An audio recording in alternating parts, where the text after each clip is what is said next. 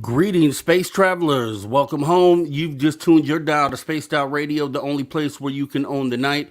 I am your host, Mr. Rob G, and tonight we're broadcasting to you on our terrestrial affiliates across North America and digitally on TalkStream Live, KPNL, and Odyssey Radio. Our website is spacedoutradio.com, where the options are endless.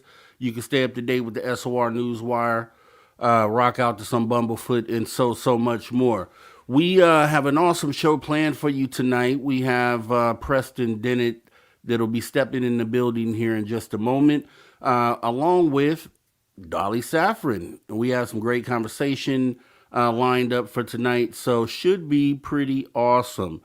It is Sunday. It's about to be the beginning of your work week, and I want to make sure that we kick it off and get it all started right. Hopefully everything's been going well for you all, and hopefully you've enjoyed what we've done here on the weekend. I had a great show yesterday with Mr. Roderick Martin from What a Big Secret and High Strangeness, and tonight we are going to do more awesome stuff with Preston and Dolly. So I know you guys can't not wait. Let's go ahead and look into the chat, and let's just see who actually, who's here first. Who gets the gold tonight?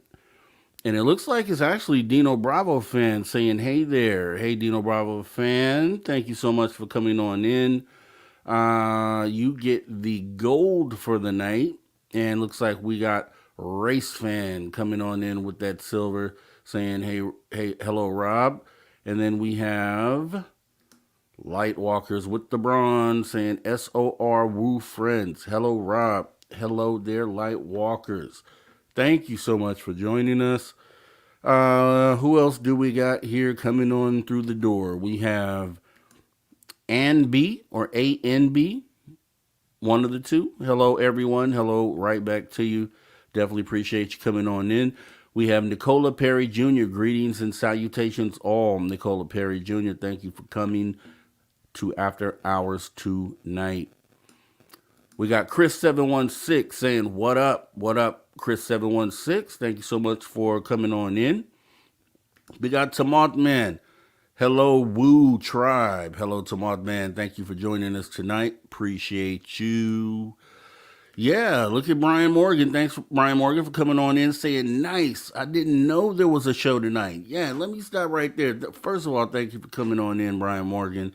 Definitely want to welcome you to After Hours. And just so you know, we do this 7 days a week. So there is never a day where you will not be able to come to SOR and get your fix. So we definitely have Let me go ahead and turn the ringer off on that. We definitely have an awesome show set for you tonight.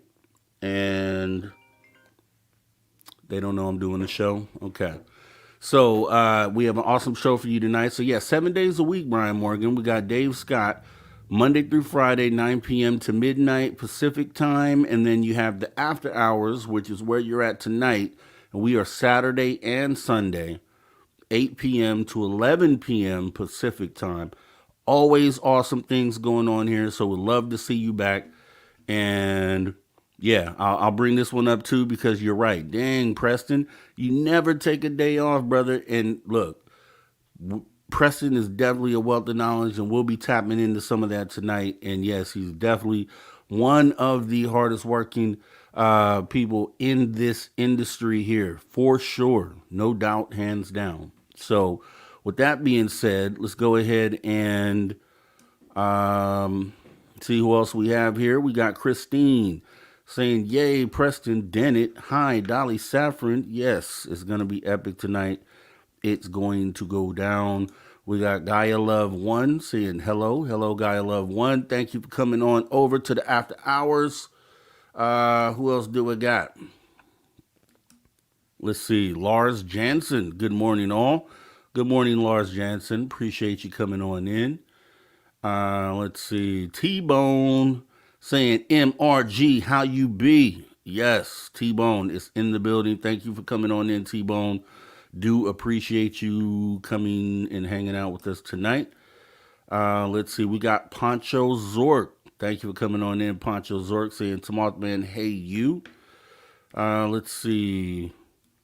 Sifting through these comments, we got Channel Warhorse, who has officially stepped in the building, saying, Preston tonight. Yeah. Hiya, chat. Hey, Channel Warhorse, thanks for joining us tonight. Who else do we have? We got a good list here. We got Christine. Did I say Christine? I don't think I did, but I'm going to now. Hi, Channel Warhorse. How lucky are we? Hey, thanks for coming on in. We got Woo Train Riders DG. The DG stands for Derek Galloway. Is this rigged also?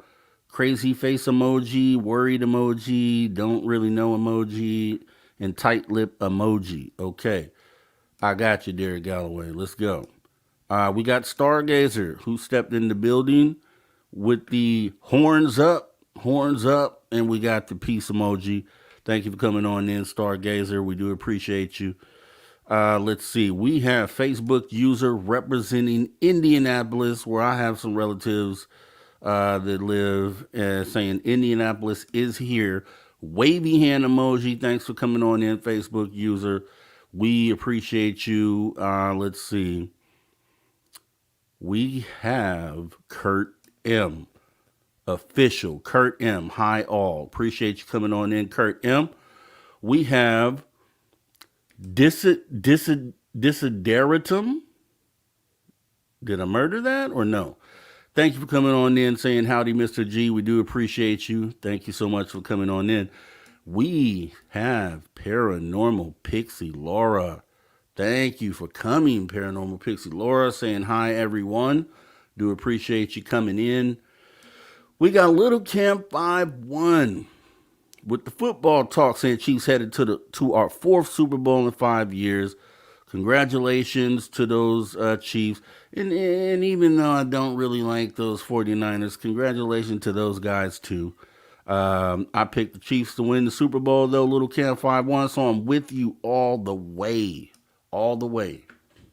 Please beat the 49ers. We got Flat 6 stepping in the building saying, hey, SORians, hey, Flat 6. Do appreciate you coming in. Thanks for showing up. Magneticus Attractus. This is the guy that's going to build the time machine. I'm telling you, better keep your eye on this guy right here saying, hey, everyone. Magneticus, hey, what's up? We do have Karen and the Woo Train saying hello, SOR. Hello, Karen. We appreciate you coming on in. We got Mike Rivers saying happy Sunday, folks. Yeah, Mike Rivers, thanks for coming. And it is the end of the weekend, so we're going to make sure that we Go ahead and get this thing kicked off pretty good. We have a great show for you planned tonight. We got Sovereign, Cosmic, Wildman. Let's blast Preston with mad questions. Yep. So I'm glad you said that. So I'm going to say this anyways a few times during tonight, but make sure you guys get some really good questions, man, because Preston and Dolly, they have a lot of data. They have a great channel over there, and with the light gate, and we're going to be talking about some of that stuff tonight. So yeah, let's blast Preston with mad questions. Make sure they're really, really good, and we'll bring them up, put them in all caps. We have also Cryptid Search saying hi, everyone. E1. Okay, I think I got that. Thank you for coming on in. We got Davey Christ Kick with the horn emoji, alien emoji, beers cheering or toasting emoji, the Spock, Dr. Spock, I don't forgot what they call that emoji, and then alien emoji. Thanks for coming on in, Davey Christ Kick. We have Robert Anthony saying hi. Thank you for coming on in, Robert. We appreciate you here. Spiraling 69 saying hi. And I'll stop again because there's a lot of new names. I mean, I read these names every weekend, every Saturday and Sunday, and I'm definitely seeing names that I haven't seen in here before. So I really do appreciate you guys for coming on in and giving Spaced Out Radio a go. We have, like I said, great content here. We would appreciate it if you could consider subscribing and hitting that notification bell because we have awesome content all the time. We got SRCX, Climate Research, alien emoji, wide eye emoji. Thank you for coming on in. Let's see, what else do we have here? We have, I don't know if I said, yeah, I did. Okay, we got Robert Anthony, but hello again, Robert Anthony. We have Double Day Clements saying, Preston is a great guest, and I do agree with you, Double Day Clements. So it should make for an awesome show. I'm just can't wait to hear, some of these, some of the things that he's going to say tonight. Let's see. We have Stargazer, SOR Woo Train is always moving. That's a good way to put it. It is always moving, for sure, all the time. We have Jerry Elmore. Dave's not here. Nah, Dave's never here on the weekend. This is After Hours with Mr. Rob G, who is me, and we get it going on every weekend. So make sure if you haven't been around that you come through and hang out with us. We always have a great, great time. Let's see. We got Bim Jim. Got Jim in the building saying, wow, I maybe received a message. Oh, I'd love to hear what type of message that is. Maybe you can tell us on the call-in show next weekend.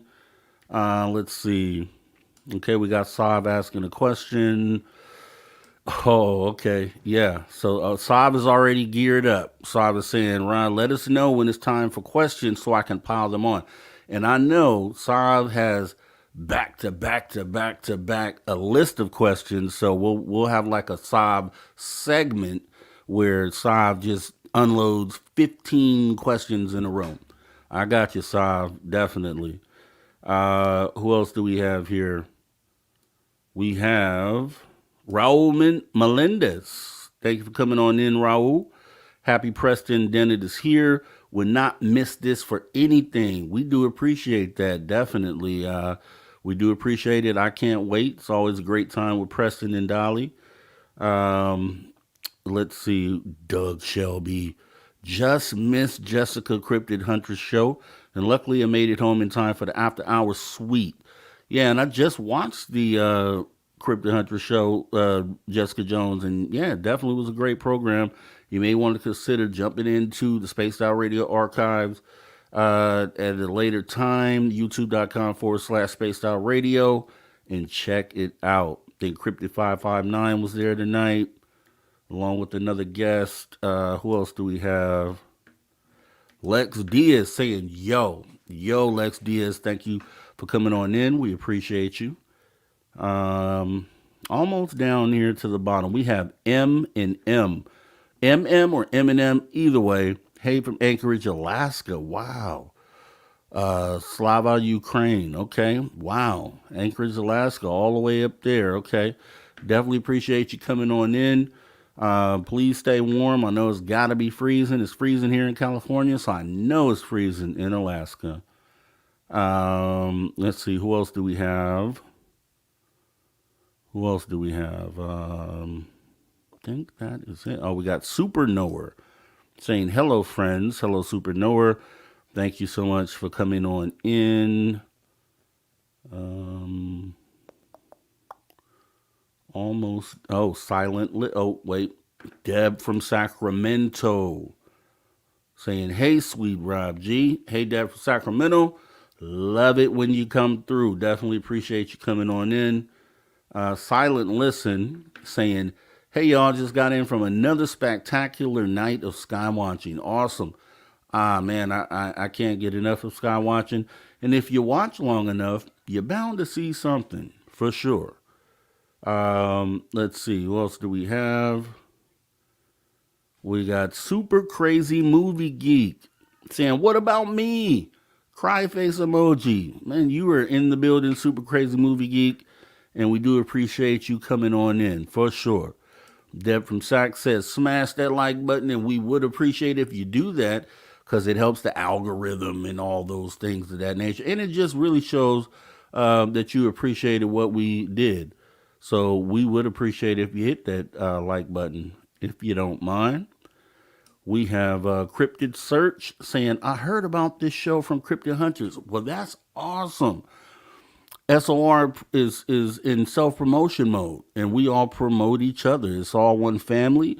It's all one channel. And if you're a viewer of this show, then we would obviously love for you to go and check out Jessica Jones. She has awesome stuff. And then Dave Scott through the week, awesome stuff. And it just is reciprocating love that just keeps cycling back around. So we appreciate you coming on in, Cryptid Search. Do appreciate you. Flippy. Okay, Flippy. Hi, I'm Flippy. Do appreciate you coming on in, Flippy. Thanks for coming. Bob Berkins saying work means nothing. That could go so many ways. I mean, I don't know what you mean by that, Bob Berkins, but I do want to welcome you on in and appreciate you coming in. Let's see. T-Bone. Yep, T-Bone is definitely here. We're almost to the bottom. It's actually pretty lit in the chat, and I love that. So appreciate you guys coming in. Slow motion. Hi, all. Thank you for coming in. Slow motion. T-Bone kicked it off with the super chat. We do want to appreciate your support for Spaced Out Radio and what we do here, T-Bone. You always show love, and we just appreciate you, man. What else can I say? Thank you so much for your support. Let's see. The Ferret. Okay, the Ferret is officially here. And the Ferret, just so you know, I haven't seen the thing that you mentioned to me in the comments, but I'm keeping my eye out for you for sure. All right, so Ferret says, hi, after hours chat. Thank you for coming, the Ferret. We have Eugene Braxton, Mr. Eugene Braxton, America's most experienced mystic, saying, hey, Rob G, my man, and chat crew. Thank you for coming in, Eugene. It's been a minute. Glad to see you here tonight. Let's see here. Ann Joanne saying hello. Do appreciate you coming in, Ann Joanne. Appreciate you. And Patrick Noble. Hey, from North Carolina. Thank you for coming in all the way from North Carolina. We do appreciate you tuning in to Spaced Out Radio. Wellshammer, love it, love it. Beer toast emoji, wine or champagne toast emoji. I take all that. It's all good. Thank you, Wellshammer, for coming on in. We appreciate you showing up. I think we almost got everybody. As soon as I think we do, then the list gets longer. We got Susan Alloway stepping in saying, hello, everyone. Preston Dennett is my fave. Well, should be an awesome show. Preston Dennett is definitely one of the top guys in this thing with so much information and I'm gonna love to hear about it tonight. Um, let's see. And it's just great. Everybody's coming in, and that's awesome. Paramar, thank you for coming on in. Howdy, Tomato Man. Hope you're doing great tonight. Let's see.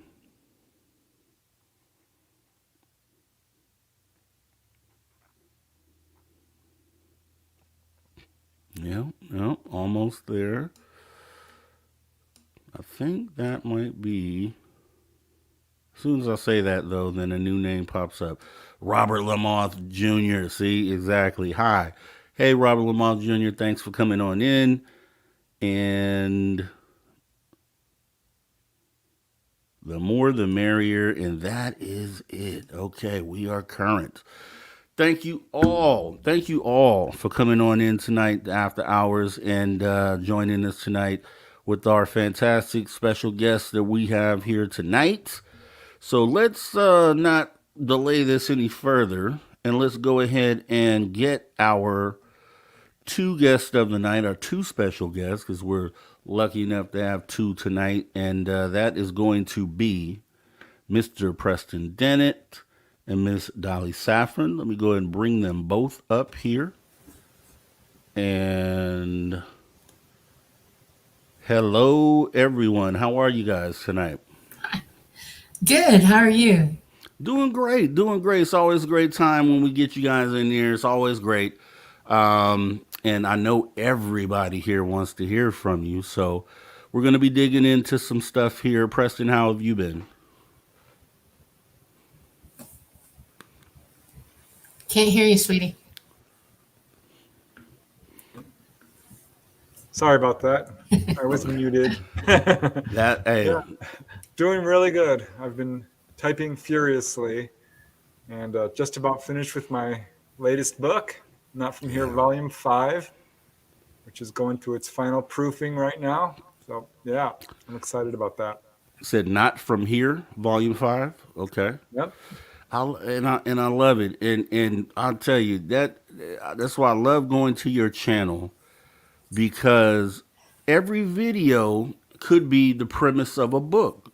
And that's I'm just like it's just awesome the way that you put together your content, and I'm going to be bringing up some of that stuff tonight, but it's always a great watch over there. So with that being said, so the new book, what details can you give us? I guess we could start there. What's going into this book? Maybe something you can share with us on this, and then when do you expect it to be released?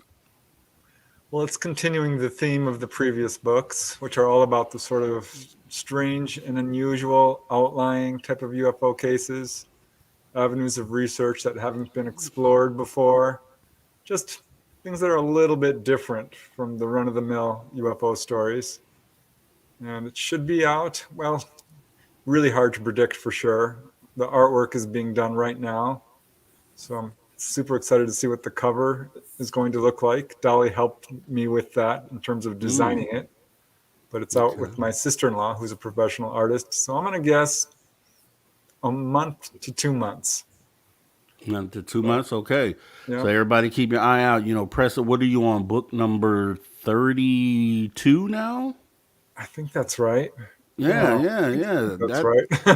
Might be That's 33. I'm not around there. yeah, yeah, yeah. So it's crazy. I mean, and the thing is that, and I always say this about you is that your works are always full of just the most interesting data. And when I talk about the need for someone on our team on the side of disclosure to catalog data in this way, you're just excellent at it. And and I had a question about that actually. So with you having so much data, has there ever been a point where you've had some of these groups like UAPXs, even Arrow or entities like that look to you to get some of the data that you have? Not in terms of official government, not yet, though I do occasionally see. Well, UAPX, yeah, they did contact me about underwater UFO activity off the Southern California coast. And, I do get calls from TV every now and then, which is exciting. But no Congress members have ever called me. I don't know what I would do if that happened, but that would Yeah. be certainly an interesting development. Well, and you would think, right? Because you would hope that they would go to where the data is being held if they're really trying to genuinely uncover this thing or figure out what this is. You would figure they would go to the source. Yeah, well, that's what So when you say if they really wanted to, well, there's the problem. I don't think they do. Our government's really, no. exactly. So how do you feel about like and it's I think I probably know the answer to it, but the whole narrative of these scientists and these people that are connected to the government that make statements like we can only take this data. We experiencer data doesn't mean anything. Like, how does that make you feel? I know that has to make you feel some kind of way when they take stands like that because it doesn't even make sense for them to say that. Yeah, it's frustrating. I mean, Dolly Saffron, she's got an enormous amount of information, and they're not talking at all about contactees whatsoever. Yeah, well, They don't there's a want, reason why. yeah, they don't want to hear about the landing trace Right. cases. Anything with real meat to it, no. Yeah. Anything that is just ephemeral and perhaps ambiguous, that's what they latch on to. Right. Yeah. You also have to remember something about the governments. They already know. They already Yeah, know who all the contactees are. They know what the stories are. They know where the truth lies. And they have their own narrative, and we're not included because we would contradict them all over the place. That's why. Great, great. And you're totally right about that too. Here's one thing I've always thought about, right, with the government, and I know Dave even brought this up recently. Something I think about too is like as far as there's always theories of, okay, why isn't the government being straightforward with the information they know? Because obviously they know a lot.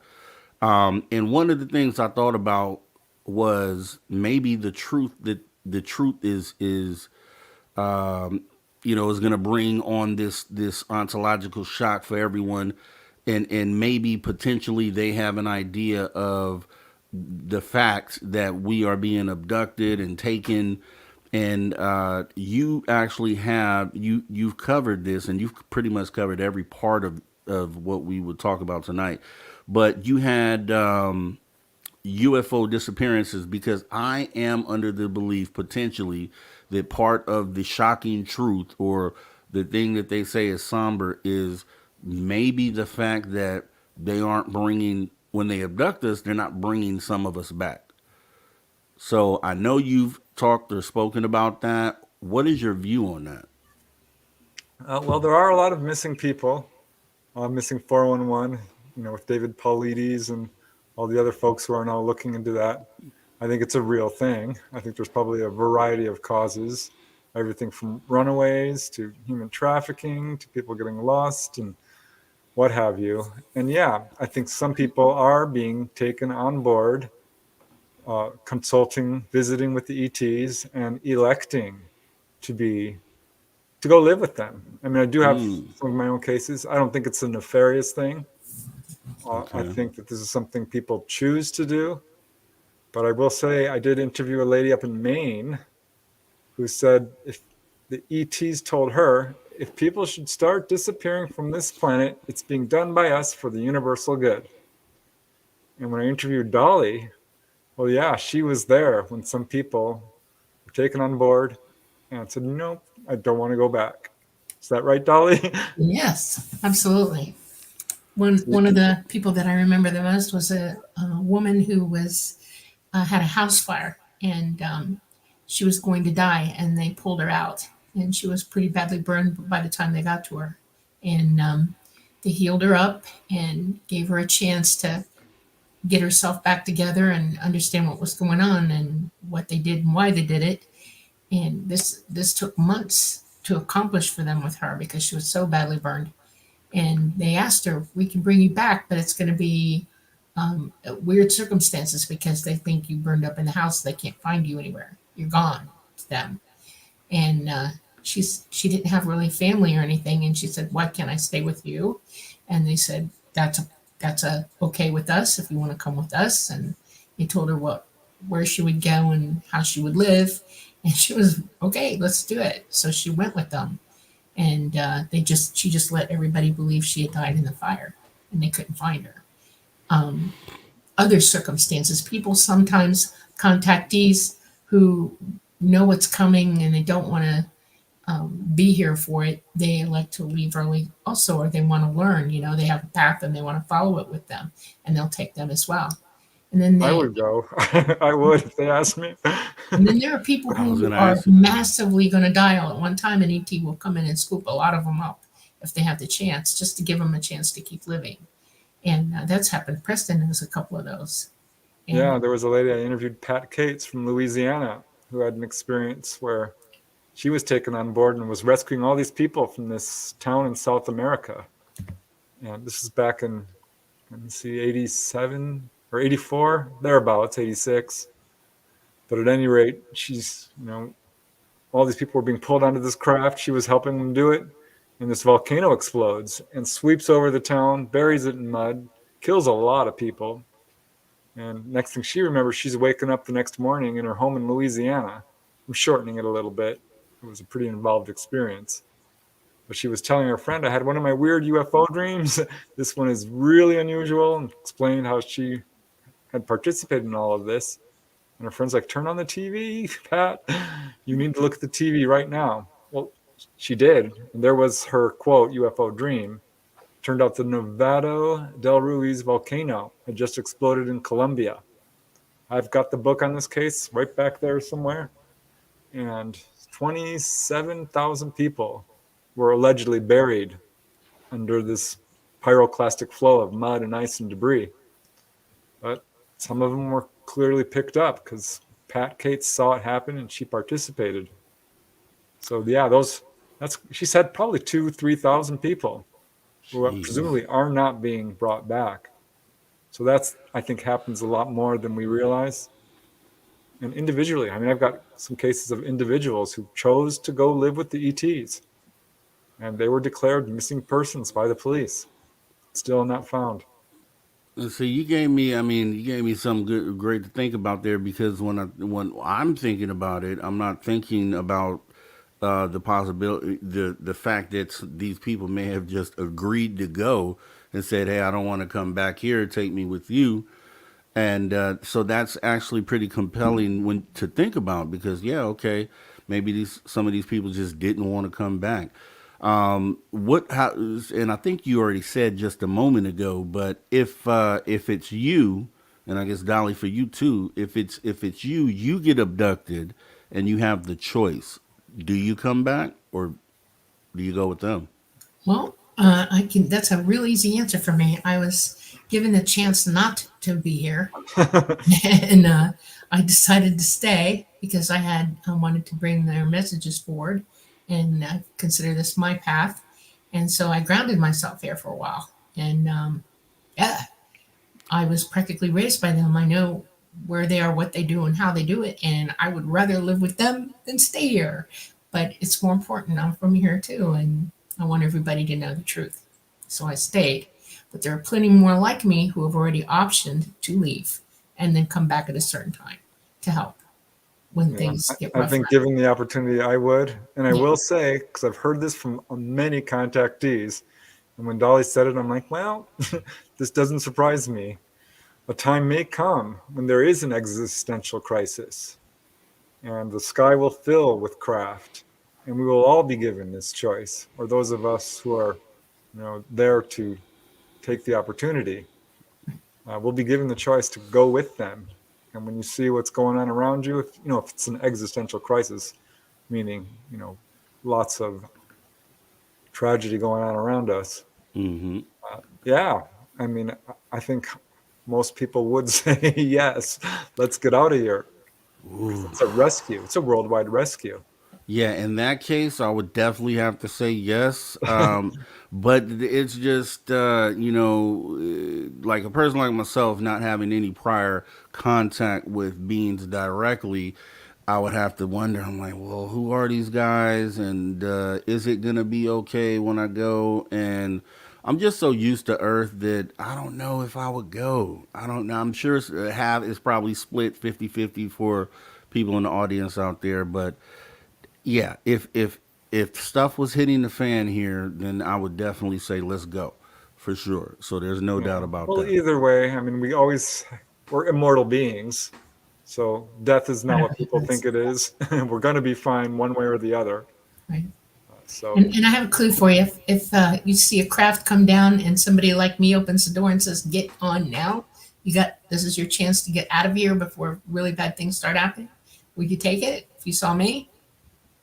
If I saw you, yeah, I'd be like, okay, well, yeah, I trust because I'm a s- human. Yeah. yes, and it's a sense of comfort there. Yeah, so I would Right. definitely Well, there's a come lot more aboard. like me who will do that. Yes. And I, You won't be greeted by something you're afraid of. You'll be greeted I'm in a way telling that you you, understand. yeah, a lot of contactees have gotten this message. you see, I talked about this a couple of days ago at a show on my other channel, and and maybe you guys can answer this. So there's so many species out there of extraterrestrial. We were kind of just playing with some thoughts of the human-like ones that are apparently here that are just mingling amongst us. Do you?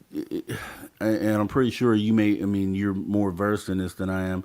So, is there a specific species for sure that you can say that is walking among us, or I had a thought of maybe it's more of the ETs using consciousness to take control of a vessel, like a person, and then act as them in our society. Like, is there No, a little bit of both, or no, what's not at going on all. there?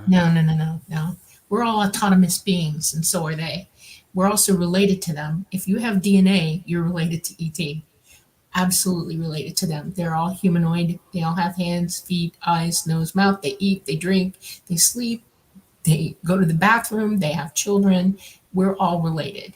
We're related to the animals on this earth by our DNA. They have the same DNA we do, it just styles up differently. Some of us are more sentient than others, but all beings alive are related. And so it's not a species, it is an ethnicity that you're talking about. And they are humanoid. We are Homo sapien sapien. They're Homo sapien, a little bit something else, but we're related. We can breed back and forth with them. They are us. We are them. We are all one, all of us. And Yeah, they do not take you over, ever. no, I've never heard of ETs possessing a person. No, a Yeah. demonic spirit, maybe something along those Those lines. are scary. Yeah. They're real. But Yeah. that's something else Right. entirely. But as far as ETs among us, yeah, I think some of the people walking around have a little bit of a different history than your average person, and did grow up perhaps on another planet, or are what we would think of as a human-looking extraterrestrial, or some cases, at least briefly, grays, who can put forth an image of being a human being if they want. So I think that is something we do have to consider, that not every person on this planet necessarily was born here. Yeah, I can agree with that as well. Mhm. How many species are there out there? Would you say, if you had a number? That I know about, that I've experienced. I haven't really actually done a count, but I've experienced close to 15, 16, 17, somewhere around in there. I Wow. have to really sit and think about it. Most of them are humanoid like we are, but a few dime out differently. Some look like dogs, humanoid dogs. Some look like humanoid cats or birds, humanoid. Some look like mantids. Funny thing about the mantids, I want to bring this up. If you ever get a really good look at one, they are not insectoids. They are human. They have skin. They have an inner frame like we do. They're just shaped. Their physiology looks a little bit different, and we have plenty of examples like that that's on this planet. Not all of us are exactly alike either. Some of us are very, very, very tall. Some of us have very, straight, thin limbs, thin bodies, that come close to approximating what a mantid might be like. That does exist here. We have people who are less than 3 feet tall. We have people who are, ginormous, looking like an Anunnaki. Okay, there's all types here, and it's because of our environments where we were raised. What kind of in the environment where the gravity, the amount of oxygen we were breathing, whether we were in the sun all the time or not, we all look differently. There's no Our race is Homo sapiens sapien. We look different because our genetics use different codes to protect us from the environments that we're living in. So we look different. There's nothing wrong with that. It's normal. Okay. And it is with ET as well. They have lots of ethnicities among them. Lots. Yeah, So, it's almost infinite because when I talk to people, yes, I hear mostly grays, but there's variation there for sure. But praying mantis, human looking, tall whites, little blue beings. And from there, there's kind of a catch-all category. I keep getting these very tall 8, 9, even 10 to 12 foot humanoids right. who look basically human, but very large chin perhaps, or large forehead, or spiky hair, or just slightly, Yeah. different. I mean, you'd figure, obviously, with billions of other habitable planets with life, that, yeah, I mean, that's very likely. But what do you think when you see something like the jellyfish UAP? What are your Well, thoughts on that? Doesn't exist. It's not real. It's That conjured. wasn't Yeah, it's not okay. real. Does not yeah, exist. That's misinformation totally. it's certainly not Absolutely. an ET craft. No, There, Right. no. it could possibly, I looked at the footage, and I've got some serious questions about it because I keep saying, oh, this one that's going on all over the internet, that it came out of the water, but they're not showing us that footage. No. And if you see it, it's moving along very much like a balloon would. Yeah, yeah. I don't know. I don't think that has anything to do with ET. Not at all. And while there are cases of people who see UFOs with what looks like stuff dangling down, that could be pareidolia of uh, light beams or even little devices coming down or what have you. But the jellyfish UFO, I'm not convinced it's anything extraterrestrial. I'd be more inclined to believe it's another government doing a spy balloon type thing. Okay. Now, what if the video, and I'm assuming at some point it has to come out, they say it exists, but what if you see the video and you see it perform some sort of anomalous move, like it goes into the water, like they say, 17 minutes, and then comes out and shoots off at a rapid pace? Then does that change your outlook on it, or is it just based off of what you've seen right now that you don't think there's anything to it? Well, the shape of it, I mean, it just does not match anything I've ever heard of in Yeah. terms of ET. Right. But yeah, I mean, if they've got footage, show us. So Right. I Quit was gonna saying Not you that ask you have it and that. then don't produce it. There's a lot of that going around, and it's annoying. You know. And frankly, footage is not much use unless you have an eyewitness testimony to back it up. Right. Uh, Mm-hmm. because you see all that just covering the internet. Like, look what I saw. Well, what I want to know is, when did you first see it? How did it move away? How long did you see it? Were there other people there? Stand behind your footage. Right. Not to mention, if you're a real investigator, the very first thing you want to know is, where did that footage come from? Who owned it first? That's the person you want to talk to. And then you want that footage so that you can prove it one way or another. Okay. And unless you produce that person, that footage, and witnesses, it's not even worth thinking about. It's like gossip. You can gossip all day long. It doesn't make it real, you Yeah. know? So let me ask you this, because, and obviously, I mean, along this path that we're going, I mean, we're figuring a lot of things out. Or at least we're talking a lot of these things through to try to get to the best answer that we can get.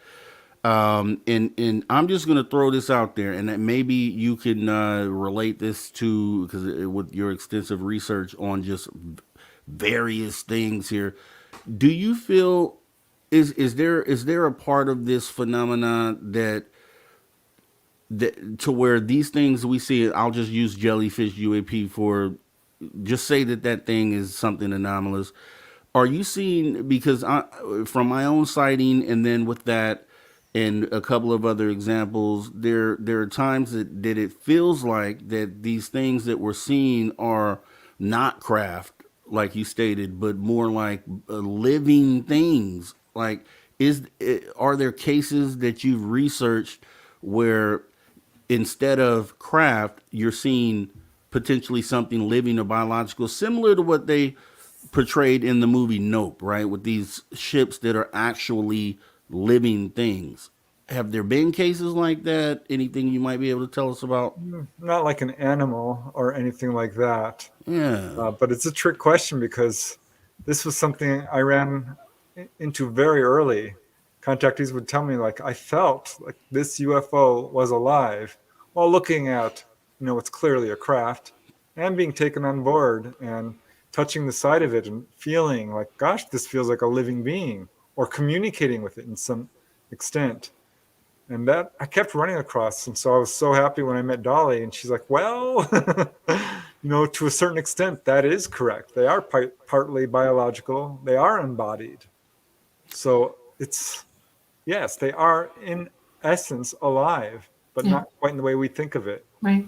These crafts are manufactured to host an entity that has no body of its own. And they're usually in the fifth dimension. They're non corporeal, fifth dimensional beings. They're very, very established, wise, very evolved from us. And they're capable of indwelling that craft. And the reason that they use that medium is so that they can come into this dimension. Fifth dimensional beings can't just slide in here anytime they feel like it. Okay, can't happen. But they are so technically advanced, a lot of the ET that exist in the third dimension work with them to get here so that they can come here. That's how they were first given the chance to start traveling the universe. And this is millennia and millennia and millennia ago. All the ETs use these type of crafts, and they are all indwelled into biological machines. They are incapable of taking your body over. They can't unindwell and then go indwell you. That's not how that works. You own your own body. Your DNA is yours. You're locked into it. Nothing can get you. Okay? That's a misnomer. That's misinformation. These beings are only facilitators bringing third dimensional beings here so that we can help each other, work together. You've been left out of so much knowledge in this iteration that we're all living in, and that's one of the things that governments don't want you to know. They want you to be Yeah, but on the other unavailable. hand, UFOs can put on a little show for you. I mean, they can make you, well, they can basically, I don't want to say shapeshift, but to a certain extent, They they are can put on regular the appearance fish. Yeah, of whatever they want to. So you right, might see a cloud, you right, might see a bird, you might see a plane, or just about anything they can right. put forth. Yeah, And this is not hypnosis so much. This is them actually putting forth that image, as far as yeah, I can tell. yeah. The entire skin inside and out of a craft has light cells in it, like a cuttlefish. Okay, and the Mm-hmm. entity inside is smart enough to make it a ray to mimic things like clouds, like trees, like cars, like planes. They can hide in the atmosphere from us that way. The only way that you know that they're there is if you have advanced technology and you can pull them up on either heat or radar. Some types of radar can pull them up and see them. They know where they're at. One of the reasons that the government likes the fact that they've got all those satellites above us is they use that technology to spot them in space and down here as well. It's a giant array around the Earth. Have you ever looked at a map of how many satellites are over your head Mm. globally? Yeah, yeah. It's massive. Crazy. Okay. Yeah, Yeah. thousands. It's Yeah. They crazy. know what's going on. They've known what's going on for a long time. So, Wow. So okay, so at the end of 2023, we had Admiral Tim Gallaudet, who came and shocked me last week of the year, and stated that with certainty that the government is in contact with these extraterrestrials. That was pretty shocking to hear from someone in the military. If this is true, which race of ETs would be the ones potentially that are in contact, if you have any clue about that? It's hard to speculate about something about that because that's a very vague statement on his part. He is saying something, he's broadcasting an idea to you, not a statement. He's not giving you official information. So that's the first thing you need to take into consideration. ETs have been communicating with people all over this planet for centuries. It's in all our history, it's in hieroglyphs, it's everything, even in the Bible. Okay. They do communicate with us. They have tried to communicate with the governments on this planet, but they're not really been in what they call detente with them because they want what ET has, and ET is not going to give it to them. The only way the governments have gotten anything from the ETs is when there's a crash, and we're brilliantly good at back engineering anything. We're very smart. We're related to them. Boy, oh boy, we got brains. Okay, but no, there's no detente between ET and the governments of the world. They won't have anything to do with them. As a matter of fact, ET decided to go the other way and show themselves to everybody else. That's why they don't want you to talk to experiencers, because experiencers all over this world have way more information about them than they do. But they don't want to lose their control over everything and everyone here. Now, there was a world leader, I'm going to butcher his name, Kirsan Ilyumzinov, who was part of the, Republic of Kalmykia in Russia, who did claim to have contact, taken on board by human-like ETs. I did a whole study of world leaders who've had contact. I was really impressed by his story. He went public with it. If you look him up, you can find, and he had a full-on onboard experience. As an experiencer, correct? Yeah. Not in an official capacity, as a private experiencer, correct? Yep. Right. Okay. If you look at, world leaders, because the president of Brazil had an encounter, president of Mexico, of course, our own presidents, Reagan and Carter, both had sightings. We've had plenty of senators, representatives, and governors who've had really impressive sightings. So I think there's a level of communication going on, but I don't think the reporting on so-called Granada Treaty or things like that have any validity whatsoever. The ETs would never trade technology to a corrupt government that abuses technology. So we have to be really careful when we put forth those ideas. Right. Now I will give you a couple for instances, and Preston is very well versed in this, and I'll let him talk about it after I say it. They have communicated in a way that the governments on this planet know better than to do certain things, and one of them has to do with nuclear proliferation.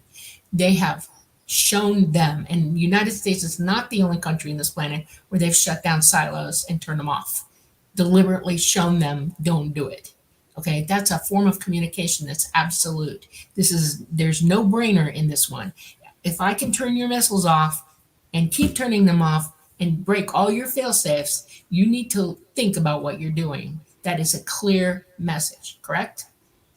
Okay, you go, Preston. Yeah, well, I would cite, of course, the Malmstrom case of March 1967, which, Robert Salas, of course, was the first whistleblower on, but I got to interview a guy, Mel Hansen, who was there with his maintenance team. And he was the only one topside. His whole team was down on one of the missile sites when these UFOs showed up on that day, or that night, rather. And he saw it come over the missile site, shut it down. It immediately went back online with its first fail-safe, which was a diesel generator, but that went offline. Second fail-safe kicked in, which was a battery, and that was knocked offline. So ETs will do stuff like that in basically slapping people's hands. I can only imagine that the top brass of Malmstrom were losing their minds when that's going on. And from a military perspective, that had definitely had to be very alarming, but I don't think it was hostile by any means. They're on top of anything nuclear and sending this message over and over and over again, not only to contactees who are taken on board, but to the actual, missile sites. There was another, if I can, real brief, the Indian Point nuclear power station, I think that's what it's called, in upstate New York.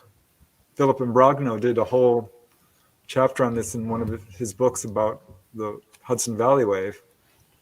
They had a visitation of this UFO which hovered for 20 minutes, was caught on film. The film is out there somewhere. We haven't seen it.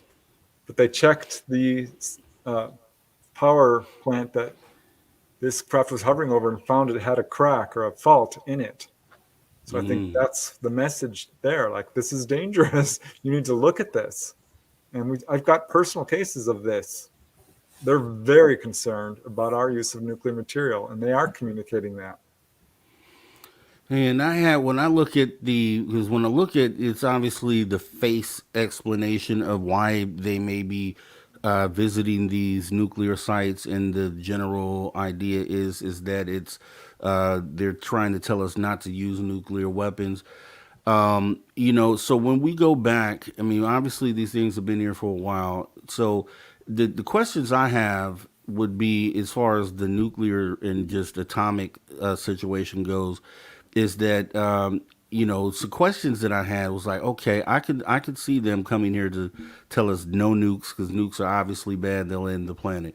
Now, the question I would have is, then why would they stand around and allow the atomic bombs to be dropped in Japan? That's just a question I would have, and why they would sit back and watch that happen.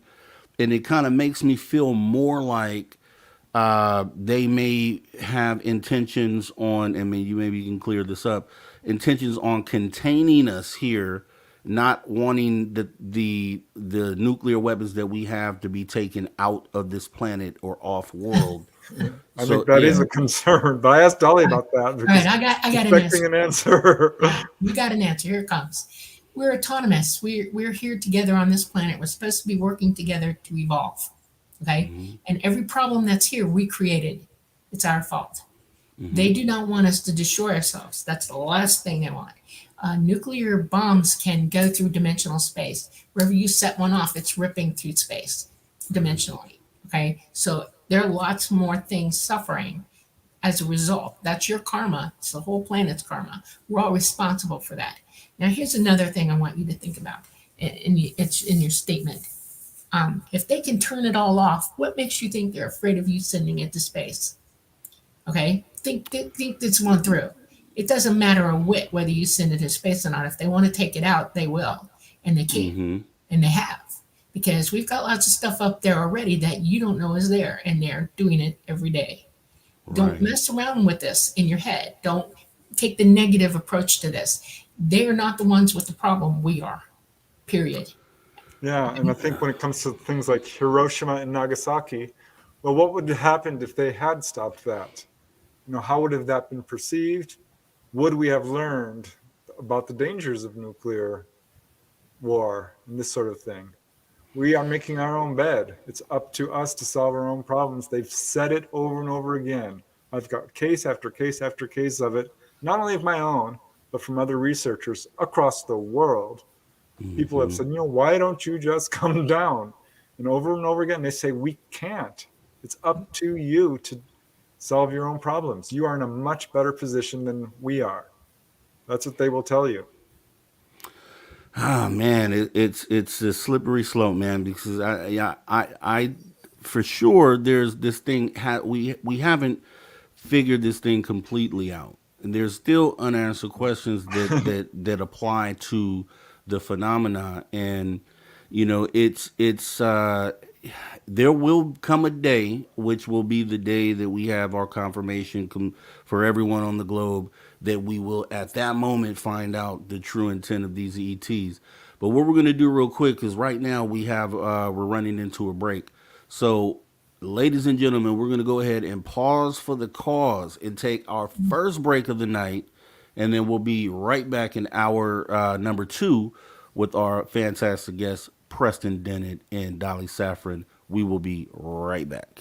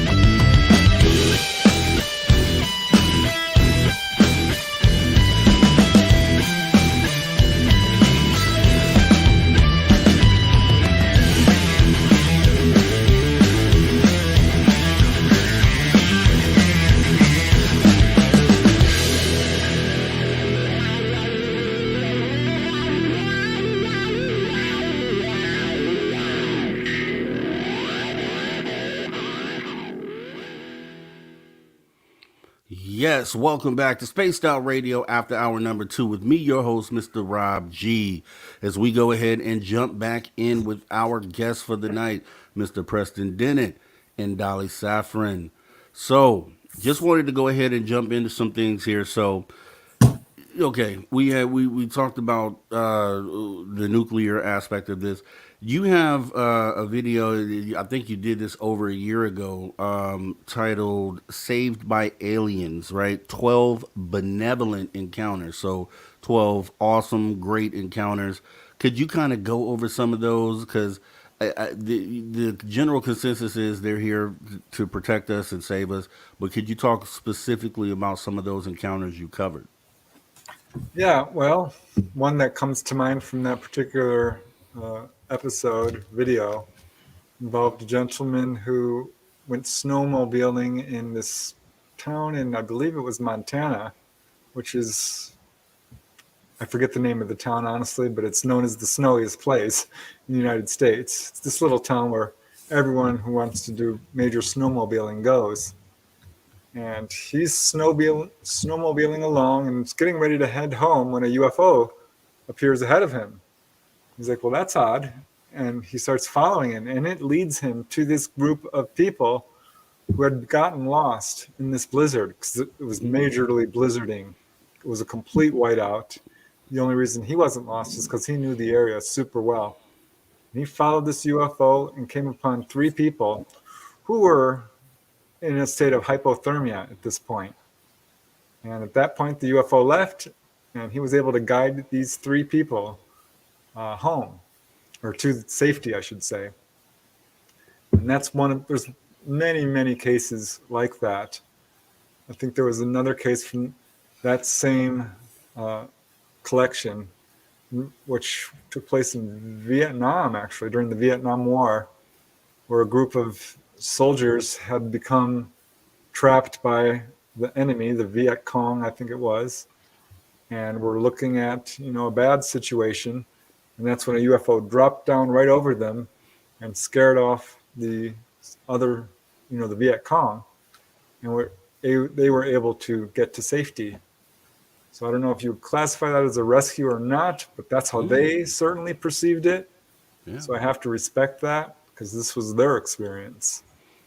And this is the motorcycle lady on the mountain with the flat tire, or it was twisted. Yeah, that's one of my favorite cases ever, actually, because this lady I interviewed personally, and she was driving her motorcycle through the Watchung Mountains of New Jersey back in, I think this was the late 1960s, early 70s, thereabout. And this was one of those old motorcycles which had a Kickstarter, not just a simple button ignition. Mm-hmm. So she's driving along, and this is a very remote area, late at night, and crashes her bike, slides it. And thankfully she's fine, but she's now trapped in the mountains. No other cars are likely to drive by. It's quite cold. So she's in a real situation and doesn't know what to do. And this is when she said her, quote, friends showed up. All her life she'd had encounters. Didn't really remember being taken on board so much. Did have missing time. Did see UFOs. Would wake up as a little girl with figures coming in and out of her room, and her clothes being on backwards or inside out or this sort of thing. Sticks and leaves in her beds. So she knew she was having encounters and some vague memories of being on board, but nothing really solid. So she crashes her bike and she's wondering what she's going to do. And these 2 figures showed up. And she said, they looked almost human, but they were probably what we would call human gray hybrids, because they did have big, dark, black eyes, white, pale skin, large, bald heads, and were wearing what she thinks is jumpsuits. She's not sure. She says they might not have had any clothes on at all. But after talking to her, I'm pretty sure that there were jumpsuits. And about 5.5 feet tall, if that, 5 feet tall, 2 of them. And it's so interesting because what they did is walked right up to her motorcycle. She's about 5 feet away from them. She stepped back.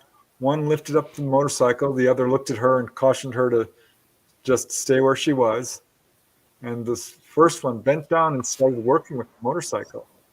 The thing is, the Kickstarter had been bent out of shape to the point where she couldn't start her bike.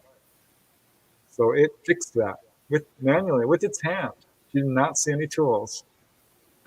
Took only a few moments. They set the bike up, motioned for her to get back on, stepped back when she did, and started the bike right up, and off she went. Never saw a UFO. They didn't communicate with her that she's aware of. She regrets now not saying, something to them and trying to initiate a little bit more of a conversation. But she said it was actually kind of scary because these were not human. But they saved her. I mean, there's so many cases like this. It's amazing. People saved from drowning, from falling off cliffs, from assault, from weather. I mean, from car accidents. Got quite a few people rescued from car accidents. This is something they will do and intervene. See, and that's cool. That's awesome to know. And that's why I wanted to ask that, because I would, it's just when we talk about benevolent versus malevolent, there's just usually the blank statement of, oh, they're here to protect us. But to hear actual cases of them actually intervening and assisting, kind of, it just gives you a good feeling about the outlook on potentially where this could be leading. So that's great to hear.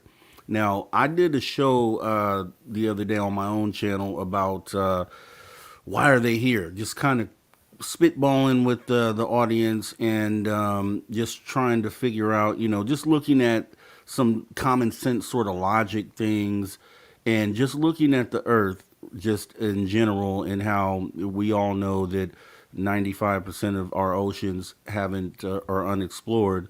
But as far as land goes, we've explored all but about 10%. So looking at the total Earth itself, I think it came out to like, which shocked me actually, it came out to like 65% of the Earth itself is unexplored by humans, meaning that there's a great chance that something could be here and had been here this whole time, and we just would never know.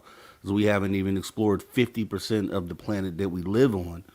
So with that being said, as far as USOs go, or species that might have inhabited this planet or currently inhabit this planet and have been here long before us, do you have any idea on what species or race that would be of ET? Well, I've got some opinions on that, and I know Dolly does too. You want to start first, Dolly? Sure. All right. Earth has cycles. The sun has cycles. Our entire galaxy has cycles. And we're going through one right now. And you're all being warned about it, from the Bible to Muhammad. Everybody's warning you that something's about to happen. People already have that feeling. In these cycles, there's an ending and then a beginning right afterwards. I refer to them as iterations. Whole populations of us are taken and brought back so that we're not in that cycle. We survive it somehow, and they bring people back. It takes a long time for that to happen. I mean, it just doesn't happen overnight. Most of the people who go from this, who are picked up by them, are taken to live somewhere else, because the Earth is going to take about, I don't know, a long time to get itself back together enough for humans to be sustainable here again. We are since we've been on Earth, we're probably at about the 280th iteration every 12,000 years of humans being here. And each iteration has a chance to develop a society and learn while they're here and evolve. Okay. If you think about it as a whole, us now, we're not doing too good. All right. Right. And there are things that you don't know because you're not taught. There's plenty of proof out there. You just have to be diligent and resourceful and try to figure it out. There are a lot of mainstream scientists out there who are telling the truth. You just got to figure out who they are, and then do a lot of detective work for yourself. The oceans are vast and deep, but they are no place to live. An air-breathing entity does not live under the ocean. They don't have There's nothing under there for them, no colonies, no nothing. They can congregate there when they're getting ready to massively do something. When they come into Earth's atmosphere, they're cooling off. They're thousands and thousands of degrees hot because of the type of energy that they use, and they cool off before they come up to come anywhere near us because it's just too bloody dangerous to be near humans with that kind of radiation running full out. They have watched us. They are our progenitors. That means that they are our parents. We are all related to them, all of us. That's not a joke. That's for real. They have lived on this planet with us. They have come and they have gone, and especially during different periods of our history in our iteration, you have plenty of examples where they've interacted with people and left, tried to teach them and give them, help. Right now, we're not okay enough for that to happen, especially with everything that's going on. USOs, which Preston has a lot of research data on, tons of it, shows a lot of that happening, and he can tell you what he's understood about it. I can tell you what I know about it, and that's pretty much is that water is not a portal. They don't portal anywhere on this planet. They use light gates to move between places, and they're interdimensional gates. They are not what you would consider in any way what you think a portal is. It's not true. It's misinformation. We have energy fields here, and they use them. They love our electricity. They will recharge their batteries on power lines and things like that. But that's simple science. You should have already figured that out by now and understood it. The pyramid was a giant battery that shot electricity up out of the top of it so that they could charge on it. Tesla was given everything that he knows about it so that we could learn to use electricity in a way that would benefit us without screwing the planet up and then help them come and go. But of course, the governments of this world took that away, didn't they, and hid it. Then they're not using it. They're not openly using it. They're allowing other stupid stuff to go on. And it all has to do with them wanting something from us so that we work for them. I mean, yeah, there's a lot of USOs, actually. Yeah. I think our oceans, and for that matter, our lakes and rivers, do have an enormous amount of USO activity, far more than I would say the general public for sure is aware of. And having talked to some Navy personnel, it's not as uncommon as you might think. I did have a very interesting interview with a gentleman by the name of Ray Sachs, who was on board the USS Clamagore when a USO showed up and paced this submarine, which was carrying nuclear torpedoes, by the way. But I think we hear probably about 1%, if that, of those kinds of encounters. The ETs have been here, we know this, since recorded history, because you can see this in everything from cave paintings to hieroglyphs to ancient Roman writings, the ancient writings of India, the Vimyanas. And some of these do point to different species, like beings with dog heads or different types of, the Anunnaki, of course. Right. And reptilians is a good example of what I would think would better be termed a crypto-terrestrial. Beings who have lived here longer than us and are still here. And not all are ETs as we think of it, because there are interdimensional beings as well. In my latest book, Humanoids and High Strangeness, I interviewed a gentleman who saw what he believes is an elf. And after interviewing him, I think he saw an elf too. And I put his story out, and I got a huge response from other people who had seen elf or gnome-like or fairy-like beings. So, of course, Bigfoot, I don't know that I would call it an ET, but it's certainly sentient. It's a different, type of humanoid that's been living here as long as we have, at least. So I think there's a lot going on that we're still trying to categorize and label. But we're all ETs in a sense, because I am not so sure we evolved here. I don't think so either. Yeah. What's your theory on that? On where we may have evolved? What's your theory? My theory is that we came from somewhere else. And I started thinking that almost immediately because of the reports of human-like ETs, the fact that they look just like us. Started to hear reports of that we were formerly on Mars, and I never really knew what to make of that until Dolly said it, and I'm like, well, here we go again, another contactee saying this. I think we're throughout the universe, honestly, and we've been humans as a species, or an ancestry, as Dolly likes to put it, have been around forever and are populated throughout the universe. Right. And just to say this, we are not a planet where we're being punished, okay? Not at all. Everybody has to learn and evolve and reach wisdom, understanding, employ the knowledge that they have. And we're at a very low point right now. We could go higher if we wanted to. We just have to decide to do that. I would give good advice here. I would tell people to quit worrying about what the ET agenda is. They have not done anything to us that should have ever made you wonder what was wrong with them. But there is gossip on this planet. There is outright lying going on by the powers that be here. And I can take you back to religions that warn you to be afraid of a God who's got a big stick and he's going to send you to hell. That's fear of something to control your mind. And if you think that there's a big bunch of ETs coming to whoop your butt, you're going to still be afraid. You're going to be worried and thinking what they want you to think instead of thinking for yourself. Okay.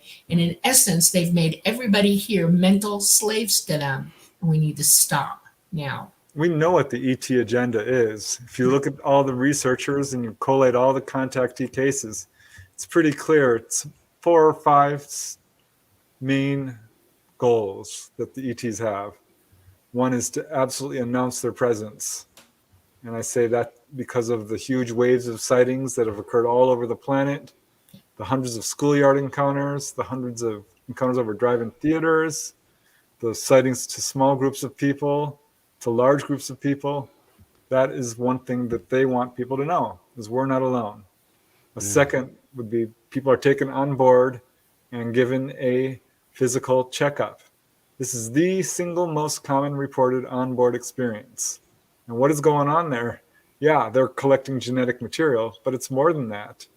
And we dive deep into this in Dolly's book, Symmetry. What it's really all about is healing and protecting our genetic code. That is a major agenda on part of the ETs, is healing. Furthermore, it would be educating.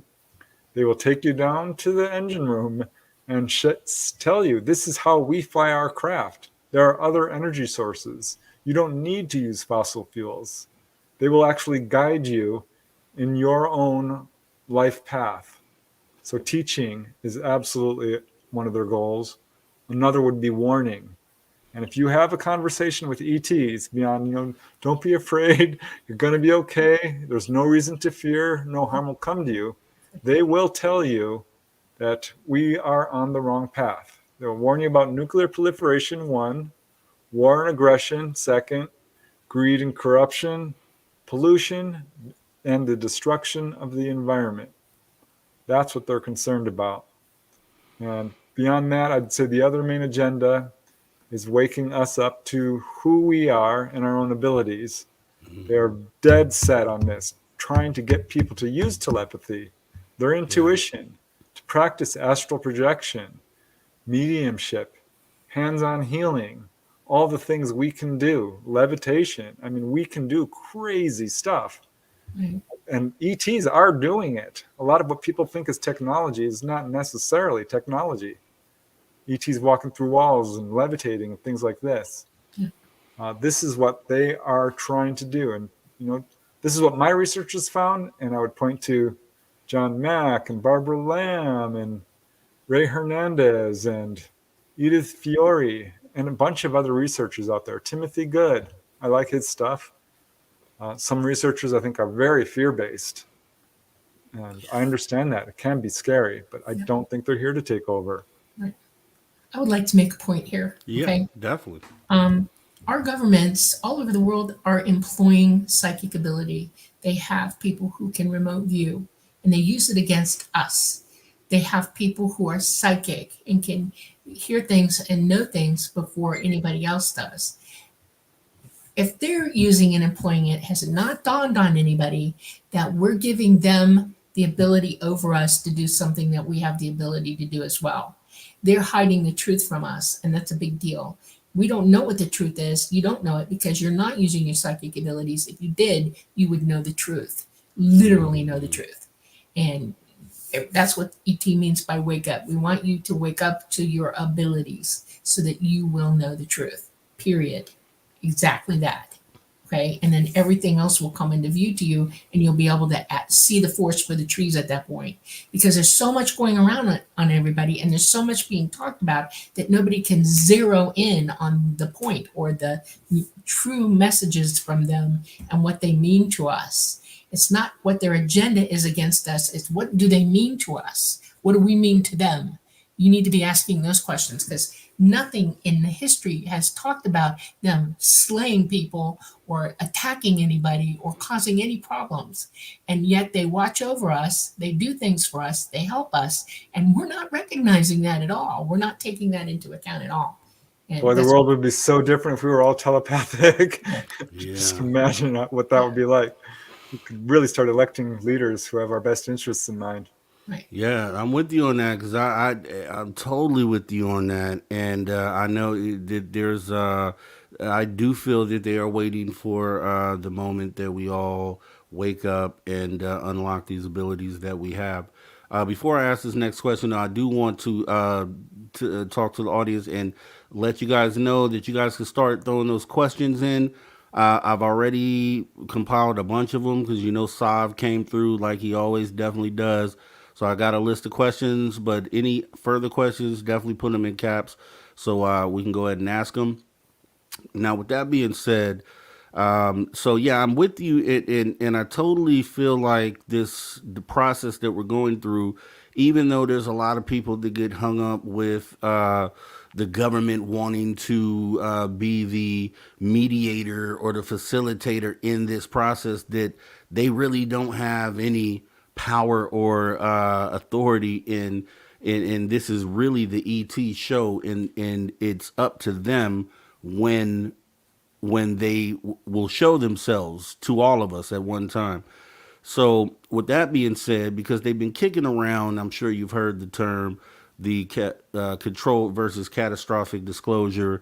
And to me, I feel like that's a nothing burger, because the controlled disclosure, which would be the government's way of implementing disclosure, I don't even think matters really. And I'm really team catastrophic disclosure. I would not mind if ETs were to just show up tomorrow in force and kind of awaken everyone at the same time. And it sounds like you guys are pretty much feeling the same way, right? So the government has nothing to do with, no sort of control over the narrative. It's not up to them at all whether we get to disclosure or not. Am I correct to assume Sort that? of. I want to give you a message that was given to me to give to y'all. All right. It's from my contact, Halada. Okay. And this is what he says, and I'm reading it word for word. He says, disclosure from those in authority over humans will always, oh God, here's my aside, will always tactically use plausible deniability. Their agenda supersedes all humanity. Our reality is their construct. It is their power and its weaponization which impugns all explanation to humanity. Therefore, learn all that is learnable. Understand each of us must use our abilities to discern our position in this paradigm. Wisdom is your freedom from their tyranny. Quote, end quote. That is what he said. That is ET's opinion about what's going on with us and what disclosure means to us. And it is not coming from them at all. I like it. I don't think we need to look to our governments for disclosure. Disclosure has happened. Look at the turkey footage. Look at how many photographs do you need? How many landing trace cases? How many documented sightings? We have close to 1 million documented encounters from places like MUFON and Newfork and NICAP and APRO in just the United States. If you take it worldwide, we're approaching 1 million documented UFO encounters.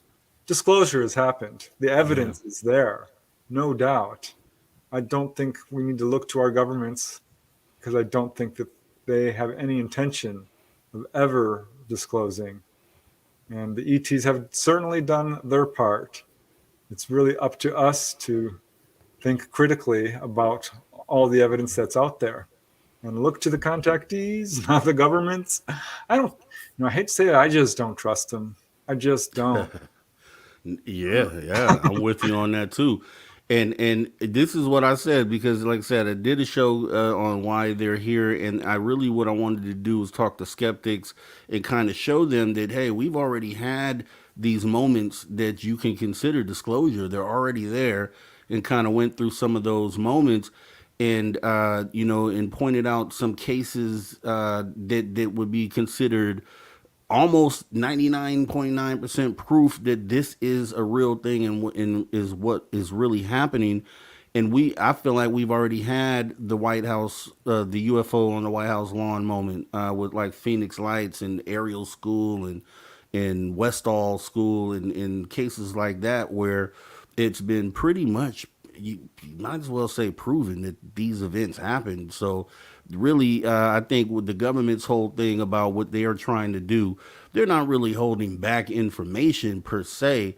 They're just trying to distract us from the proof that we already have out there. You know what I mean? If they would just not say a word and kind of sit back and we just viewed all the evidence and like the cases that you've compiled, Preston, and all the work that you've done, you can pretty much say just that's your proof positive right there that this has already happened, that disclosure has happened, like you said.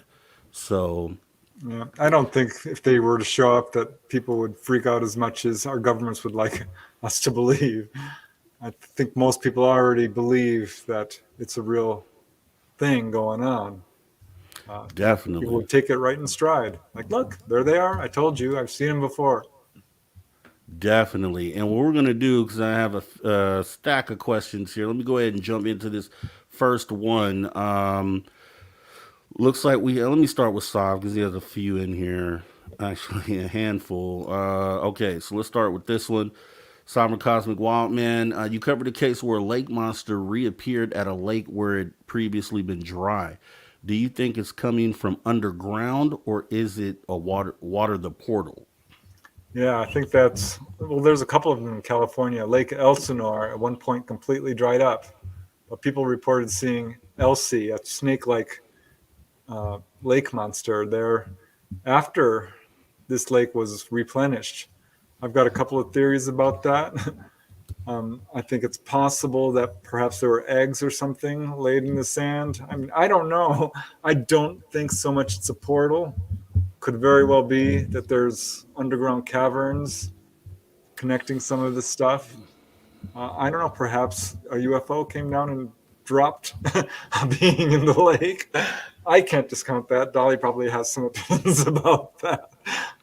But yeah, I do know of that. There's a lot more cryptids out there than people realize. California has 4 or 5 lakes alone with these sort of things going on. But no, I don't think it's a portal. And to kind of add to that, I want to say it was Deb Shakti that I interviewed the other day, and it just makes me think of that. She talked about a situation where there was a craft observed coming up out of a lake, which was a huge craft, hundreds of feet. I think she said like a couple hundred feet long, and this lake was no more than 20 feet deep.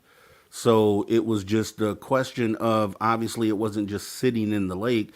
And the question was, did it come from beneath the surface of the earth? Is it when they go They into can the do water? that. Are they, Yeah. yeah, okay. Yeah. So They can that's go where the right into portal. the ground. Yeah. So is that what you think? So on the USO cases, I guess they'll sidebar real quick. So because I don't believe when these UFOs go into the ocean, I don't believe that they're just sitting on the floor of the ocean. It doesn't make sense. This volcanic activity is way too volatile, to just sit there. So it would make sense if they were going deeper than that into the crust, and that's just obviously Uh, a theory. well, no, they wouldn't go into the crust. And most of the time, like I said before, they're coming in to cool off, period. And if she saw it coming out of the lake, it came in so fast she didn't see it come in, take a dip, and go back out. That she would have seen. They literally have to cool off the skin of that craft. you have to understand 17,000 degrees is very hot, and it is dangerous, and it has an area that it occupies, that energy, and if it came in, anything in that area is subject to being burned up or radiated to the point of death, including everything around it. So yeah, they're going to drop in, cool off, and come out. That's what they do. They'll sometimes assemble if they're working on a mission. They'll look at something like a volcano, or Earth. Our poles are changing right now, and they're literally watching that happen. They take readings on it. They're scientists as well. They don't just sit here and do nothing. They're constantly monitoring this planet and our solar system and what's going on with it physically and everything else. And sure, they're busy, busy, busy. We're also not bystanders here. We're people that they know are here, that they've watched over and taken care of. So if you see if you see a craft, I'm not going to call it a UFO. I call them craft.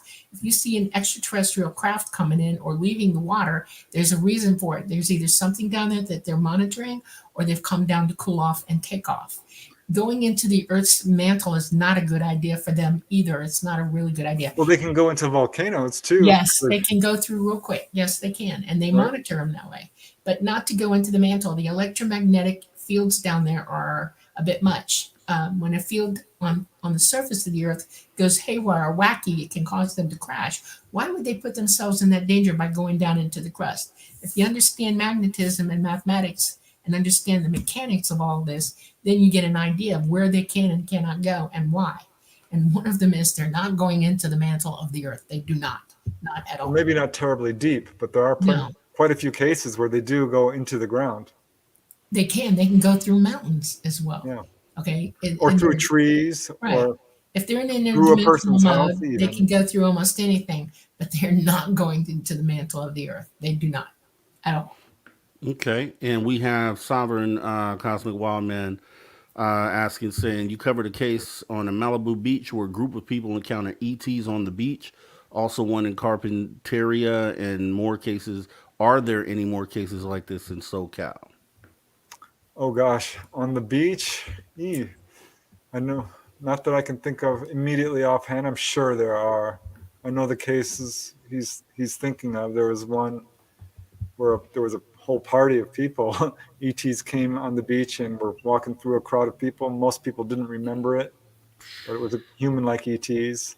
There was another one in Playa del Rey, where 3 cars were stopped and they got out and there was a UFO landed on the beach. ETs came out. They had a little conversation. It's a classic case. It's been published in several books. I know there's another case involving a submarine, a USO with humanoids on top of it, which was seen by fishermen. There's quite a few cases like that along the coastal area, but all over the world too. I'm not sure I can think of any other specifically in Southern California, but give me some time to do some digging. I'm sure I could find a few. Exactly. I know you can for sure. So the next question we have is from Christine, who's asking, has Preston and Dolly seen any UFOs or ETs lately? Nope. No. I'm in contact, but I haven't seen them. And if I had, I wouldn't tell you about it because it's really weird things going on right now anyway. But and it would be an emergency situation. They are not here. They left. They bugged out about 2 years ago, fully bugged out, all of them. And they had to because our electromagnetic magnetosphere is 40% down now, and they would crash almost every day. They can't take the chance of that. They've backed off. They're outside our solar system. They're way far away from us. Yeah, last one I saw was about 3 years ago. Just a light mostly, but it was unusual. Yeah, if you see something in the sky, you need to question it because it's probably back engineered. They have a lot of them, very busy, Okay, this next question is a little going a little deep here. We got SRCX Climate Research asking, okay, great. What is your scientific postulation? Let's talk propulsion systems, time-space manipulation, matter, antimatter, warp drives, fusion versus fission drives. So I don't know where you can take that, but that's the question. Okay, well, antimatter is no. In our universe, in the third dimension, antimatter can't exist here. Negative antimatter would instantly be negated by positive matter. And they proved that at CERN. They were trying to create antimatter. They got about 7 protons of it in a stasis field, and it wasn't long before they went pfft. They tried to do it again, and again, pfft, they went. They can't contain it. They can't create it. Not going to happen. If you do the math on it, you understand that our third dimension can't hold negative antimatter. It doesn't exist here because we are all positive antimatter. So it doesn't, no such drive system as that. Warp drive, no such system. You can't make a warp with magnetism. You can do things where you react with it or interact with it, but you can't create warp. Warp is a natural phenomenon, and it is energy on the, on a level you couldn't play with. ET does use a type of electromagnetic energy, but it comes from electricity, and they burn a type of nuclear fuel that creates an electric response that is so great it becomes a graviton wave. And if you know anything about that, or the thesis of it, graviton waves, it goes up through the center of the craft, and there are emitters, which creates a magnetic warp bubble around the craft. There are 2 of them actually, one inner one and one outer one. And that's what gets so hot when they're coming in. And that's how they fly outside our atmosphere. In our atmosphere, they can't use that. They go to batteries, and they have graviton wave ability on electrical batteries at that point. That's why they sap power lines before they leave, or they go looking for electricity to recharge their batteries so they can charge back up to leave our atmosphere and get out of here. It's a whole thing. Fission devices. Well, they use a type of fission, nuclear burning. It's a very small device. It doesn't take much because the material that they burn isn't from the third dimension. It comes in from the fifth. They bring it with them and they burn it. It is a type of energy that 100% uses itself up. There's no leftovers from it. There's no dirty fuel left behind. It totally negates itself out. And they bring it in packs. And once they use all the packs up that they're going to use on that trip, they go back because they have to resupply.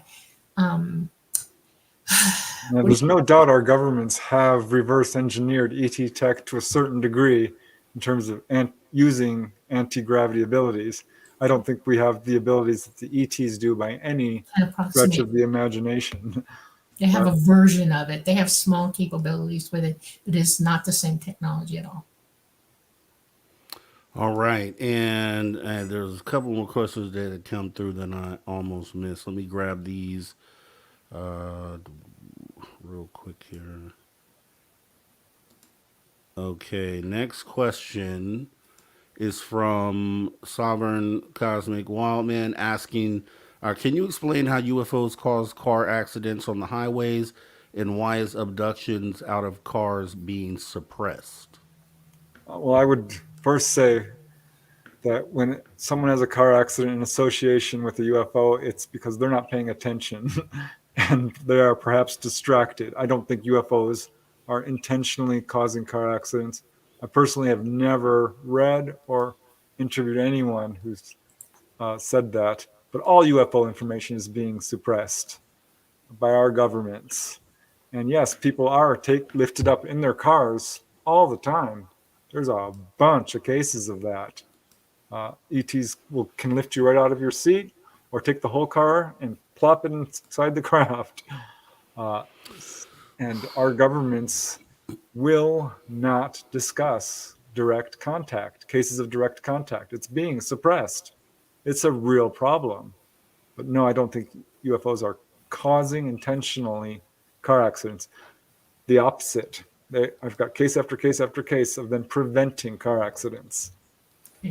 You would be lovely is if more people who have had contact to come forward and not be afraid of who's going to say what about you. They've spent years and years and years trying to make us all look like we're crazy, weird people out there, okay?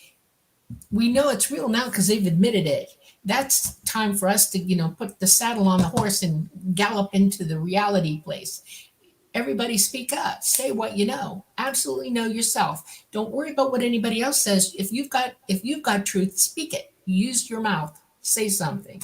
We'll do a lot more for ourselves by doing that It's one of the reasons I love the light gate, because we're trying to bring people on who can say their truth and Yeah. help everybody else understand. Yeah, but people have Exactly. definitely had accidents when they see a UFO and Yeah. tried to outrun it. Perhaps I know a case Dumb of that. things. Yeah, fear. Yeah. People have gone off the road. I talked to one lady who very nearly collided head-on with a police officer who was not paying attention because a UFO was pacing both of them. Yeah. So Yeah, I'm under the belief that you look at ufology and experiencers, and we seem like we're such a small group, but I'm under the belief, as Dolly said, with more people that would just come out and say what they've experienced, that you realize that it's probably a majority of people who have actually had some sort of experience when we put the numbers together. yeah, some level of contact. It might be just a sighting or an inspiration or a telepathic message or direct contact. But the more I talk to contactees, they keep saying everyone has had some level of contact.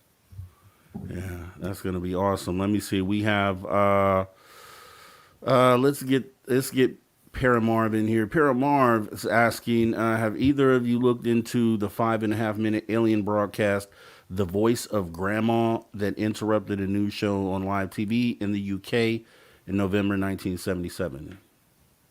Are you familiar with that? I do remember reading about that. I have not looked into it at any depth, but I know there are a number of cases where, radio shows have been broken into or TV broadcasts, and it's not unique. There's a couple, I would say probably a dozen or so cases that I'm aware of where stuff like that has happened. I can't speak to that specific one, other than I do remember hearing about it. Okay. And we have, let's see, another sovereign, Cosmic Wildman. I've heard in the past that military bases are usually built where there's always been subterranean ET bases. Could this be the case? No. Military bases like to build their own subterranean caches, they're busy, they go underground. Everybody goes underground here. It's a thing. Everybody goes underground on this planet. And if you've got a military base, I guarantee you've got underground facilities that, if they're close enough, will connect to one another. Look out west. I mean, there's stuff underground all over the place. And if you pay attention to the news and what's going on, there are. Okay. They got stashes, caches. They're preparing for something. Think about that. Okay. No underground military ET bases. Not at all. None. There are people who are taken into very large craft which are underwater, which they might perceive this as a base, Right. because there they are. You can look out the window and it's underwater, but it might not be a base as we would think of it. Mm-hmm. And I think possibly in the past there were some, but I don't know. Okay, and we have a couple more right here. We have Blake McCreary. Actually, I missed that one. Okay, where did that go? All right, we have to get to this one. Robert Anthony. What do they feel about the folding of space and time to link to distant parts of the universe? Well, that's a theory that Einstein brought forth. Okay, and he's almost 100% correct. He didn't get a chance to finish it out, though, and explain it all the way out. What he was trying to describe to you was an interdimensional gate, a door. And what you do is, when you open the door, you have point A and you're going to point B, and they're very many miles apart, but you're going through an intersection of dimensional space to get you there in half a second. And it's called a light gate. And that's the theory of folding space and time together. And the bridge between those two is the light gate. They produce it. They create the gate to do it. That's their technology. Everything in their technology is light based. They use light technology. Yeah, in a sense, it's like leaving the third dimension and then coming back into it Right. in another location. Right. Okay, and we have, let's see, Applesauce asking, could biological adaptation process on Earth be stronger than anything in the universe? No, it's normal. Every biological entity everywhere has the ability to adapt to almost anything. That's in the DNA code itself, and it's universal throughout the entire universe. What we have to be careful here of is gamma radiation.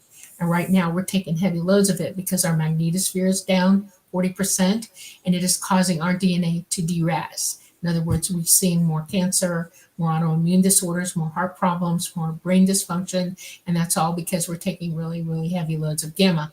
This is one of the reasons that ET has paid so much attention to us. They're trying to hold us up, and the healing, most of the healing that they've done is to keep our DNA strong enough to withstand what's coming at us right now. We have proof of that, by the way. NASA proved it. They had two astronauts, two brothers, identical twins, perfectly identical. One went up to the ISS a little over a year, a few days longer than that, maybe a month, and brought him back, and his DNA no longer matched his brother. He was damaged by it. All people who live in space, all people who fly airplanes, anybody who goes up high up in the air or outside our magnetosphere are in deadly danger of gamma radiation.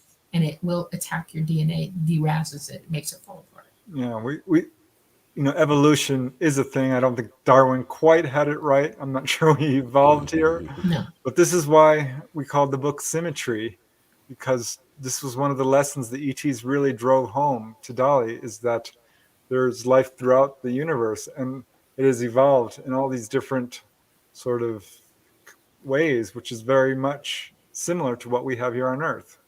So you will see pine trees on other planets. Right. And animals of all kinds that are very much like the ones here. Absolutely. All right. And we have, looks like the final question from Blake McCreary asking, why does Dolly believe that the craft can't survive beneath the Earth's crust, but most popular opinion is craft do traverse all domains? Yep. Okay. Our Earth has its own magnetic core. It's very powerful, and it heats up, and it is disruptive to how ET flies around here. They use the magnetic currents of this Earth, or the field lines of the Earth, to navigate and fly upon them. They change their polarity to ride whatever line that they're on. Either it's a positive or a negative polarity. The reason it takes a driver like a pilot and the craft itself, the mind of that entity, working together is because everything happens very rapidly. They're not going to go anywhere where the magnetism is that strong. It can hurt them, it can down them, and they won't do it. And the core of our Earth is very, very strong magnetically, and it would disrupt their ability to go away from it, fly near it, anything. That can fly through the outer part of the crust, they can fly through a mountain if they're in interdimensional mode. They can't physically 100% be here with us. They go interdimensional, they dime out. They're probably more in the fourth dimension than the fifth dimension when they do it, but they can literally go through space any way they want. And But they would be flying right through a planet from right to the core. No. And they could fly, like you said, through solid Earth. Right. But only to the extent where it's not going where the to. magnetism becomes greater than their ability to go near it. Right. Okay, they don't fly into the sun. That's misinformation. There's no such thing as that. They don't hang out around the sun at all. That is, think about the magnetism on the sun. They don't do it. I don't know who thinks that stuff up, but it's not true. Yeah, I can get that. Okay, so with that being said, appreciate T-Bone for that super chat while we were getting these questions answered. Okay, so with that being said, that was the last question from the audience. Now, I did want to ask you, Preston, because I know with your expansive database, we always hear, especially for us here, we focus on the cases in North America, South America. What are some of the most interesting cases that you could talk about from abroad, from other side of the world, since we know we have viewers from over there as well?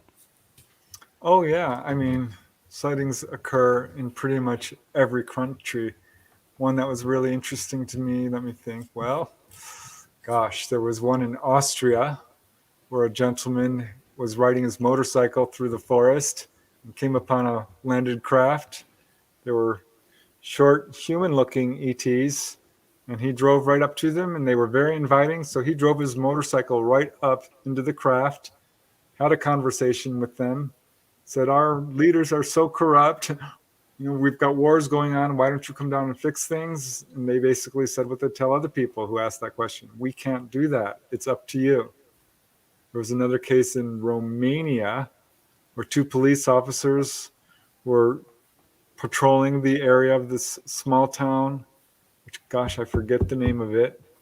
But there was a UFO over the road. 2 little beings came down, which were not like I've heard described before. Short little beings wearing jumpsuits with large eyes, but sort of protruding stomachs. It was a little different than I hear from most people. And there was no real communication going on between them and the ETs, but it was a multiple witness case. So that was interesting. But I mean, I've got cases from all over the world. Sweden certainly had a huge number of cases. Norway, Finland had a really interesting case with tiny little ETs.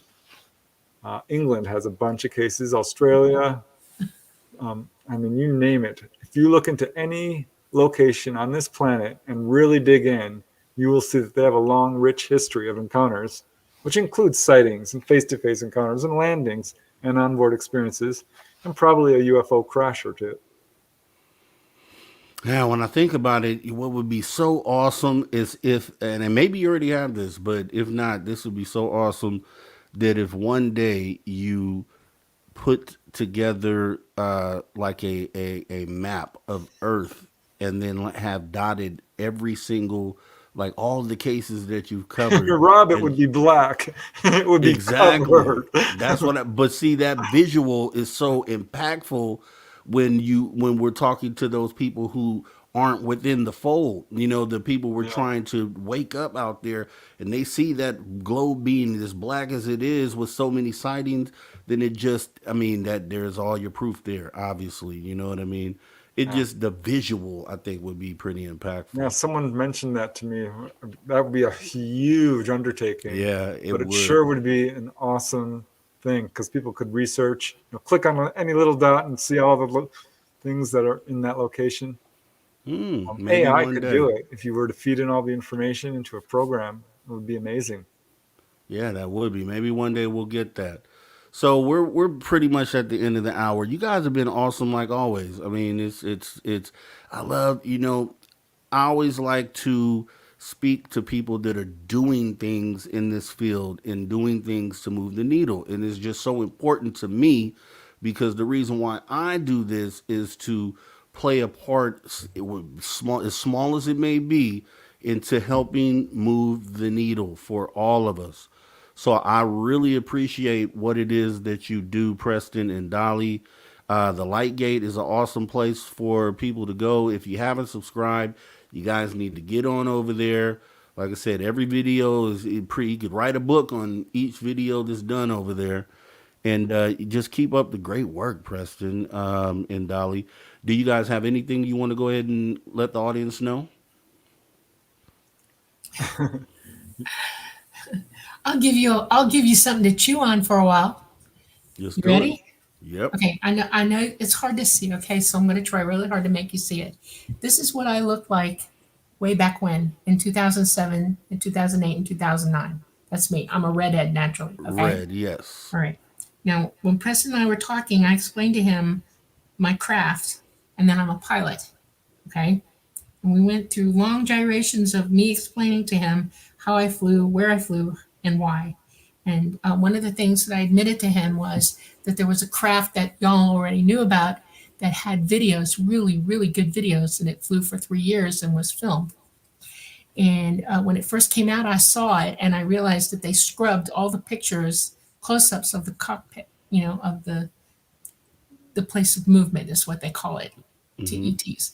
And I was in them. I could see myself on there, and I was really disappointed that the government scrubbed those pictures out. They erased them. Well, Preston's a dog with a bone. He won't leave anything alone. And I don't know how long it took him. It was months. Okay. And came over to me and said, "Look at this. Is that you?" He found one. He actually found one. He pulled up. And I want to show it to you. And I want you to understand that it's not a joke. They didn't get they scrubbed me out enough that you can't see my face, but you can see from here over. Okay. I'll bring you up big screen for this one here. Okay. Let me bring you up. Okay. That is me sitting next to an ET. I'm sitting in the pilot seat. That's an That's ET. wild. And it That looks is me. very similar to the picture you just Yeah, showed, oh, that's for me. sure. That's the only one they didn't scrub, and I'm amazed that they missed that, honestly. Wow. Okay. That is awesome. Now I'll tell you a secret. That craft was the Turkey UFO, right? Yeah. Okay. Yes. Okay. I'm familiar. 2007, 2008, And 2009. I want to show you Talata. I took this picture at Laughlin, okay?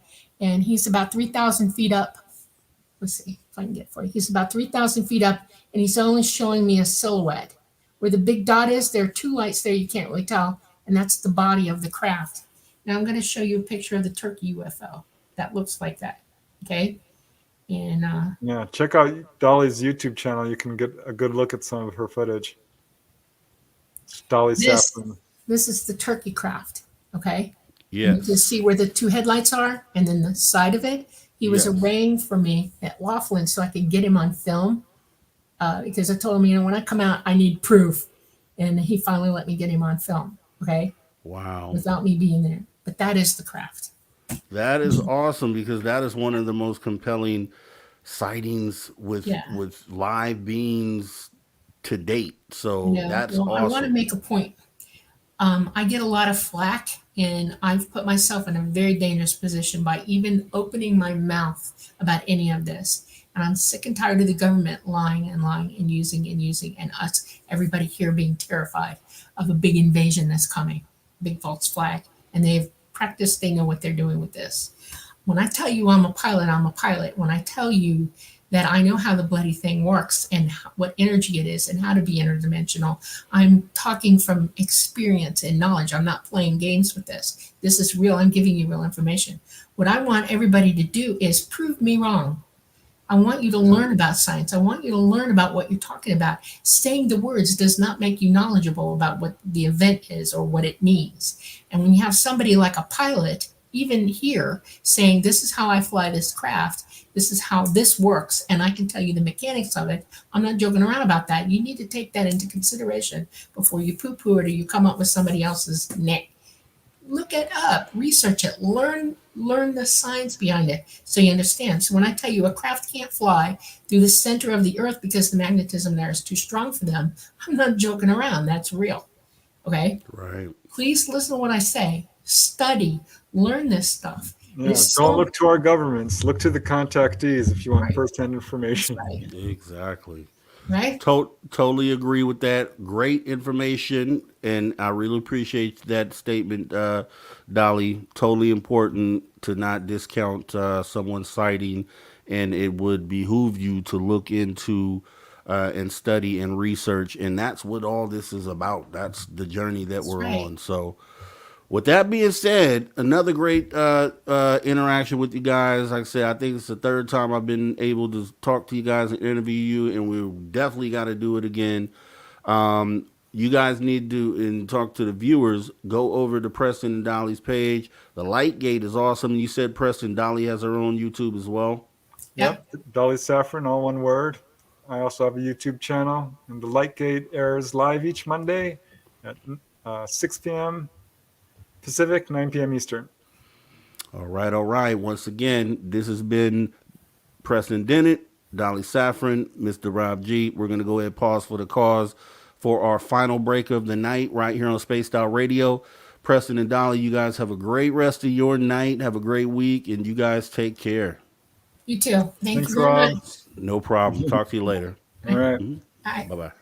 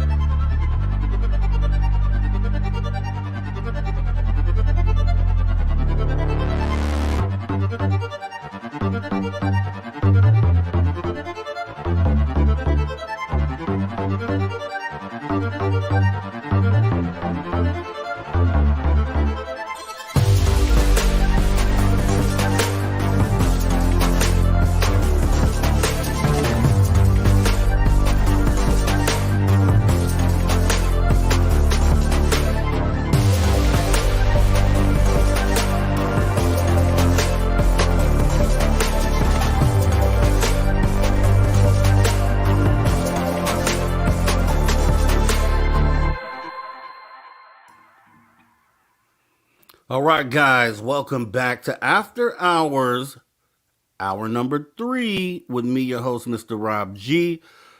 Once again, thanks to the wonderful guests that we had today, Preston Dennett, Dolly Saffron. Awesome, awesome. Every single time, awesome. Make sure that you're here next week as well. We have awesome shows set up for next weekend. We have Margie K, Debbie Ziegelmeyer from MUFON, remote viewers, all sorts of things. We have Drew Banky coming in as well. It's going to be awesome next weekend as well. Now, after hour number 3, what we do here is we go ahead and we get in touch with our paranormal reporter, or the paranormal reporter, which is Mr. Travis Musto. So we're going to go ahead and bring him in. We missed him last week, and let me go ahead and get him up on stage here. Okay, here we go. All right, Travis, how are you doing, sir? Doing great. How about yourself? Oh, we missed you last week. We had technical difficulties here at the show, and so we missed you last week, but we talked during the week, and I know you let me know that you had some awesome stuff, some things to show, and we're just, we're going to get into it and see what it is that you have, and go ahead and talk. Everybody loves it when you come on, and so do I. So what do you got for us this week? All right. Yeah, no, it's just I've been busy as usual with life, and then in general with just things going on in the world. This year's just been full of awesomeness so far, and but yeah, it's been lovely weather as of lately. No overcast, so I had some time to survey the stars and and check out some things, right. And so looking out there and keeping my eyes open, and I managed to catch a nice little video of a unidentified low-flying craft, and we could show that here in a bit. But other than that, though, just been looking into little reports from the locals here saying that their animals are being attacked by some sort of strange creature. It's a 4-legged creature, long, but you're not sure what it is, and it seems to be attacking them. Well, their dogs and stuff, and so I'm gonna go check out some tracks tomorrow actually, and go see what I can find. Awesome. Yeah, if you get any video of that, man, that'd be super awesome to see some of that. For sure. I'm going to set up some wild game cameras and stuff along some trails and see what I can find in the area. Yeah, where people said they hear it running around or seen it running alongside the quads and stuff. So that's gotta be scary. What do you think that is, dog man, or what do you think that might be? Well, the way it was described, it was like a 4-legged beast that was long, and then they said it looked almost like it was at first it looked like a dark shadowy figure, and then when it started getting closer, they started seeing it. It looked like it almost was see-through. I was like, whoa, what is that? Or what is that? You know, and that's what they're telling me. And I'm like, well, we'll check into it. Like, I want to check into this myself, right? So Yeah. I think it was Dave Scott was talking about a theory of like Sasquatch, for example, having these hair similar to like a polar bear with uh, I can't even explain it the way that he did, but the hairs are actually like clear, right? And they take on the color of the backgrounds that are around, and was saying that could be a reason why it seems like they almost can disappear right in front of your eyes. yeah, So that could be exactly what you're explaining there, potentially. yeah, and you know, the rabbits do that out here as well. They turn into the white hairs and whatnot during the winter, but it's like you know, like I said, it's the way it's described is as like a predatorial animal that just stalks on like, you know, the other animals in the area, and it's kind of like been, you know, lurking around, getting closer to homes and stuff. So I'm gonna go check it out and take some looks, maybe see what I see. I was like, are you sure it's not a lynx? It's not a classic, you know, like you know, I'm just like trying to give all the, and they're like, no, I ruled out a coyote, I ruled out these things, so I'm gonna check it out, definitely. Well, that's going to be awesome. That's awesome. So, you sent me some video, you sent me some photos, you sent me some different things. What was going on with that? What's the story behind those? All right, so the first two photos I sent to you were from 2023, and those were like just some random, like that was like a random time during the summer when I was able to capture. It was like a blinking craft going by, and it was like it was flashing, but it was very like when I got the video, because like I was able to flash the camera and get it like a nice picture of it, but the thing was when I was trying to video it, it was just like it was like getting more further in the distance. So like it's kind of really like it's kind of really dim. When I went and watched it again, like I was like, yeah, I don't know, this is kind of like this is a little bit dimmer and stuff. But I got a really great video to share with you, and that was I caught that one just like the other week, pretty much. And that one was just pretty much clear night. It was beautiful. It was like +3 outside, even though like, you know, winter's all around and whatnot, right? I'm just like seeing this beautiful craft and all the stars lit up. You can literally see the moon and this craft flying like over it, like, you know, across the sky. And I checked the reports of the International Space Station, and it was down like down south, like during my during the when I was seeing it, right? So during the time I was seeing it, so I was like, well, there you go. The flight pattern was nowhere near Canada at that time. So Yeah, and if anybody out there has dealt with Travis on here, you know, which is what I love, is Travis brings receipts. Okay, Travis brings receipts. We know we saw that awesome anomalous UAP or whatever it was that you caught in the sky, that was clearly something anomalous. So we know Travis brings receipts, which is awesome. So we're gonna get some more of that tonight, and I can't wait to do it. You can let me know whenever you're ready to go ahead and share, and I can just bring it up here and you just walk us through it. okay, yeah, yeah, sure. I don't mind. We can do that now. I don't mind if you want to. It's a nice little 2-minute video. Okay, yeah. Let's jump into it. Let's take a look, and then you can let us know what we've been looking at. Second here, I'm gonna. Uh-oh, dimming the lights. It's about to go down. Travis is about to shock the world. That's good.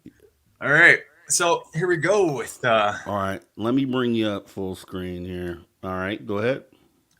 Okay, so here we go with the starting of the video. So I'm just looking at the ground right now. January 23rd, 2024. We got object, low flying, unidentified object flying across or above the moon right now. What the hell is that? It's moving pretty fast.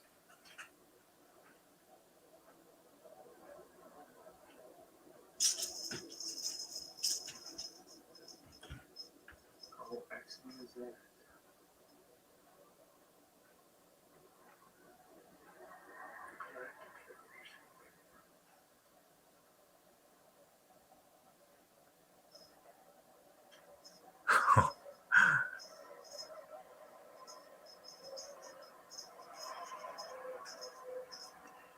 And there was no sound of the craft, but those are cars going by on the highway. And out here it carries, right? Sound carries because the winter.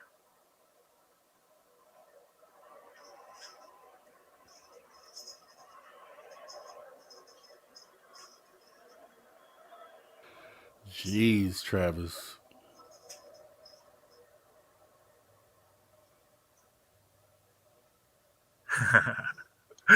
Isn't it awesome? That is freaking awesome. That's anomalous as a mug. I'm gonna tell you that right now. Both of those things. Wow.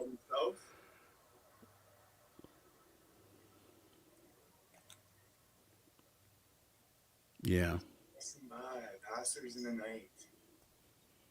Oh, lovely. That's a good catch. Getting kind of in distance now. Oh, I just had another one flash above. Yeah, there was another one flashing, but I didn't get that one. You got enough, man. You got enough. That's clearly something anomalous in the sky. There's no question. Not a plane, not a helicopter, not a space station, not a satellite. So that's all the prosaic explanations out the window. So, yeah, that's likely something not from here for sure. Yeah, Dead Fish Cheese Spread is asking, are you inside or outside? I'm outside. Okay. Well, I'm inside right now showing you guys a video, right? But like I was outside recording this. Yep. It was cold out. Well, I mean, it wasn't that cold. It was like +1 out, so it was warmer on a colder day, I guess I should say. Derek Galloway wants to know what type of device you're using to capture this. I have my what is this called again?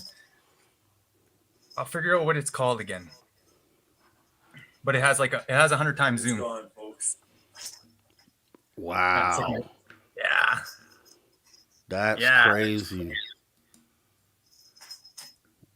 Yeah. Okay. Those are receipts. Wait a minute. You got to get the, because it's every time. You never fail to disappoint. It never happens, and you never disappoint, I should say.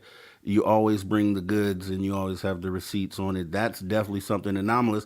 And he took his camera outside and captured this.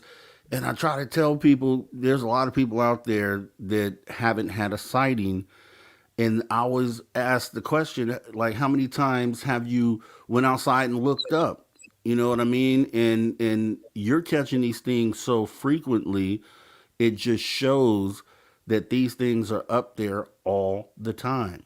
All the time. Everybody's blown away. Doug Shelby is giving the whoa with the can't believe it emoji face, totally shocked emoji face, and I'm the same way. Man, you keep catching them. Yeah, it's kind of cool because like sometimes I'll feel I'll just feel like they're like I'm like I'll just feel like a place to look at in the stars and I'll know they're there, and but like also another thing about it is there are times when I've tried to capture them and they've just like cleared my battery. I dropped right from 70% right down to like 5 and dying, like blinking. And then like and then there's other times when like the captures didn't turn out and it was just black, like completely black, like the visual, the video, you could just hear my vocals and that, you know what I mean? So it's like, so sometimes they do mess with the recording devices or things like that. But it's very possible. Out here where I'm at in the north, it's so like there's no light pollution, right? So I see all the constellations, all the stars. Oh, it's pretty normal for me to go out there and look upon them and know which one's a star, which one's a planet, which one's the constellations and stuff, right? So it's it just shows that you're in tune with the phenomena. Like your frequency is set, and like you stated, you get these feelings and then go outside and then you catch these things. And that's not the first time I've ever heard that. I've heard of other people say the exact same thing, that they've kind of now trained themselves to not even second guess what they're feeling, and when they get that feeling, to go outside immediately and look up and record. And so I've heard that from other people. Deb from SAC is asking if you could guesstimate about how high up were those things? Definitely, they were high up. Probably like the stratosphere. But it was a very big craft for me to see that light like that, like reflecting, or if Yeah, it was the it light was itself generated huge. from the craft. You know, Yeah, it was huge. So yeah. you got that, he said it was up near the stratosphere. So what do you want to say, 30, 40, 50,000 feet, probably something like that? Okay. Yeah. So pretty high. And then for you guys, for that to be so big, still being up that high, that's insane. You can cross everything off the list. You cross satellites, everything that a skeptic would like to bring to the table and speculate. And I would love actually for somebody that considers themselves a true skeptic to look at that and try to explain that, because I don't think that you can. You know what I mean? And it's cases like those that really kind of solidifies what it is that we're dealing with. Like, this is not us. You know what I mean? Yeah. Clearly, is not us. So now we get into what is it? If it's not us, then what is it? Now that's a rabbit hole to jump down. But yeah, you're awesome, dude. You're awesome. You have not. You have not brought the receipts. When you said you had something, you definitely did. So, with that being said, like, yeah, I mean, are you usually alone, or do When you I was, call anyone out, or? there's been times when I have had others there with me, and they've seen them too, or I've tried to show people.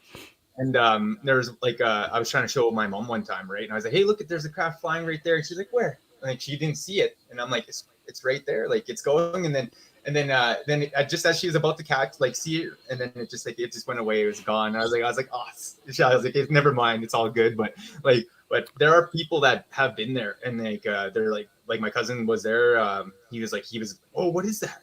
I'm like, "It's them." He's like, "No, what is that?" And, dude, he started kind of like, I'm like, "It's them." He's just Look, I've been trying almost like train like my relatives to look up and because I talked to them about this. Obviously, I've had my own sighting. They haven't. They're still kind of on the outside of this and not really like sure about what's going on. I was on FaceTime with my mother one time, and it was the middle of the day, and she's kind of got the phone, she's looking down at the phone, so I can kind of I see her, and I can also see the sky, and I see this little thing in the sky. This little thing seemed like a white sphere, and I'm telling her, look up there, like, what is that? Like, because I couldn't really see what it was. It seemed to be something anomalous, but I'm trying to get her to be the eyes and tell me what it is that she's seen, and she just can't see it. I'm forever trying to train family members to kind of do that, and yeah, but they're still kind of on the outside, man. My family doesn't really they haven't really come all the way around to understand. And I've shown them my video, and I've shown them other videos, and they just still aren't there yet. But one person at a time, hopefully we can awaken everybody and get them to that point. But yeah, so how you been doing other than that, man? So you had that awesome sighting. You had the potential dog man thing going on. What else did you have? What else have you been up to lately? I'm currently working on another book here, so it's almost done. Like, Yes. it's written, but I'm just editing it and making sure it's perfect. And it's gonna have like over 80 pictures, illustrated pictures in it, and it's gonna be really good. Like, it's gonna be really excellent for everyone out there. Yes, I'm glad you said that, because someone just asked a moment ago what that book is right there in front of you. It's my book, Fort Thunder, written by me. The full edition, the big one. Yeah. Yeah. This is the one right here with you get, it's a nice size. There's a bunch of pictures all up in there, the pictures of the forts and maps and everything. Yeah, it's great. It's the text is beautifully to see and read and, I gotta and order enjoy, one right? of those. But I I had it right one. here in front of me. Yeah, I gotta order one of those for 25 sure. bucks on And Amazon. everybody you gotta go get the book Fort Thunder, written by Travis. What is that? Willier? Is that how you say it? Yeah, Willier. Yeah, Okay. Travis Willier. You guys got to go just get Travis this. Willier. I just put Get this book. The guy brings receipts, so you already know the book is gonna be receipts. So you got to go get this book for I sure. also have a Pleiadian book out there too. That's the other one that's called The Pleiadian Who Stole Me in My Heart. That one's just an electronic version at the moment. I do plan to make it a paperback in time, but I want to add more images to that one as well. So Yeah, awesome stuff. Awesome stuff. So yeah. So the new book. So you said let's talk about the new book then. What is the new book gonna be covering? a lot of Star Nation stuff. A lot of like the Galactic Federation of Light Alliances, and a lot of different beings out there, and just some of it, like how they're just like their lifestyle and the technology and things, and the beautiful existence out there in the stars and the galaxy. And it's gonna be wonderful. I can't wait to like I said, I'm just finishing off the last 2 chapters of editing, and then I'm gonna throw a bunch of pictures and images in there for everyone and release it, and it should be out there for all of you by next week. I gotta talk to you too behind the scenes, because I want to eventually put together a book, but it seems like just a really tough thing to tackle, because look at all that content you have in there and just how to get all that formatted and stuff. So I would love to kind of pick your brain on that, man. We can do whatever, man, and we can do whatever. For sure. Little Cam 51 is asking, are you related to Sean Mustos, who appears in Cree search results on YouTube? Or do you know who that is? Sean Mustos. I know there's quite a few Mustus out there across the nation there. So sorry, I can't say I do. Okay. But, definitely. And the Mustus, right? Like there's different variations of it. And T-Bone says, has Travis been a guest on SOR? For sure. Oh, yeah, for sure. I interviewed him a few months ago. He's been on with Dave on previous episodes. That's the reason why we had to get him, because he's an awesome dude and everybody resonates with him, and he has great intellect, and is tied into the whole native the native side of our story of humanity. That's the guy is a great dude, man. So you got to make sure. I know there's some people who came in because Preston and Dolly were here. This Travis is a reason for you guys to come back on these Sundays, man. He always brings it. So he's bringing receipts. Tim Altman says he can't find a link for the books. Man, if you go to Amazon.com and bring his book up there, you should be able to copy and paste the link. Or Travis, if you have it. Me in my heart, I have to say you got to look under the books like the category books, and then type in The Pleiadian Who Stole Me in My Heart, written by Travis Willier. Okay. And if you have the links, Travis, you can put them in the private chat, and then I can actually post them into the live chat here. Sure, I'll do that right now. Don't mind the extreme close-up. Yeah. Take your time on that, man. So, yeah. He's Doug Shelby says, he's been on SOR a whole plethora of times, which is Dave Scott's favorite word, and it's true. He's definitely been on here a lot. And that's where, that's why we're all family, man. And it's a beautiful thing, right? It's a beautiful, beautiful thing. We have Travis on Sundays, and then we have Brian Bowden on Saturdays, which he would have been here yesterday, but he had some things that wouldn't allow him to come. He wasn't feeling well, and we have the link here. Let me go ahead and get these posted. Let me copy this link. Okay, let me get that one in the chat. So you guys go ahead and save these links or click on them and go order now. Let me see. This is the first one. Make sure that came through. Yep, we got that one. And let me get you the other one here. Copy the link.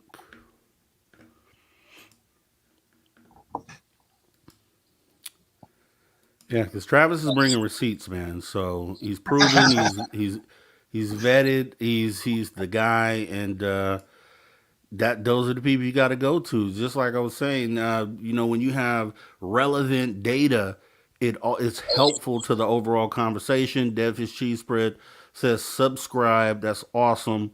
Appreciate you doing that.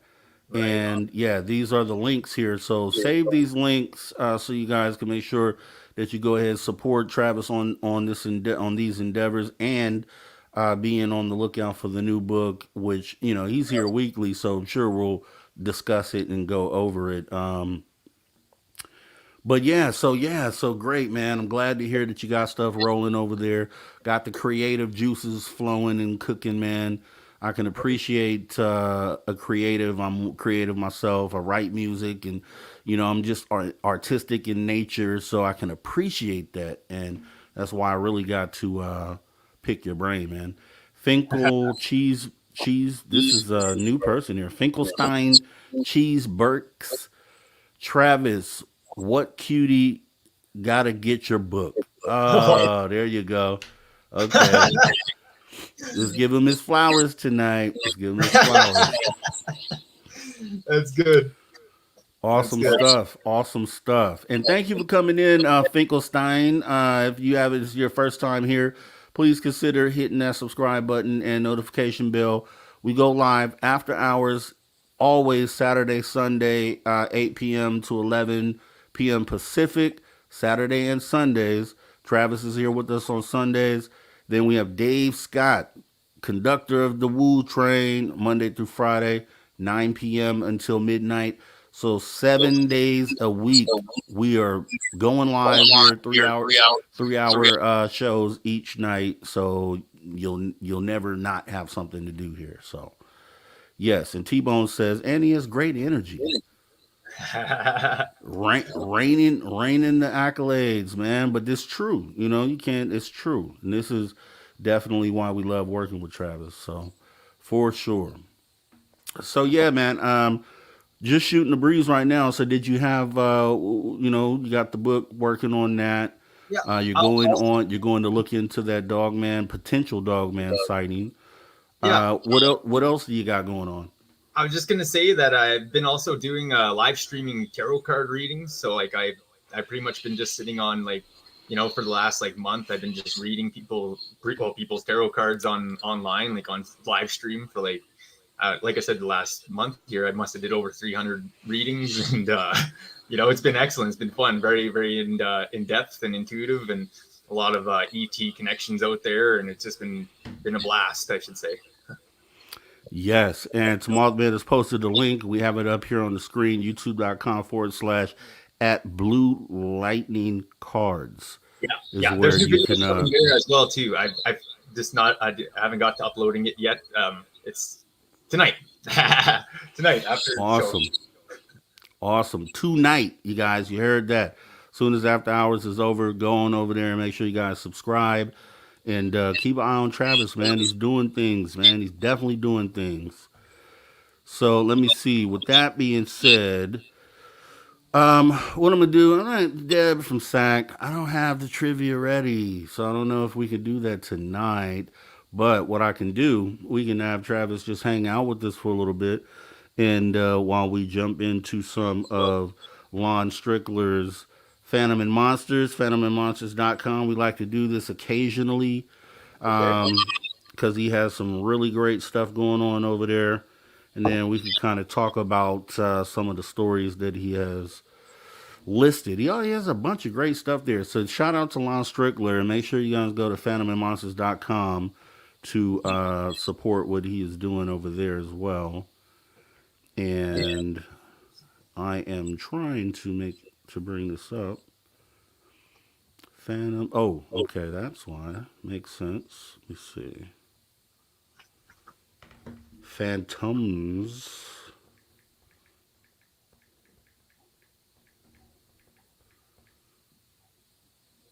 Okay, there we go. All right. So let me go ahead and you have a trivia that you could pose. Okay, Deb, let me see. If we have enough time, I'll do one Lon Strickler, and then maybe we could do something like that. But let me go ahead and read the first one that we have here. and make sure that we have some.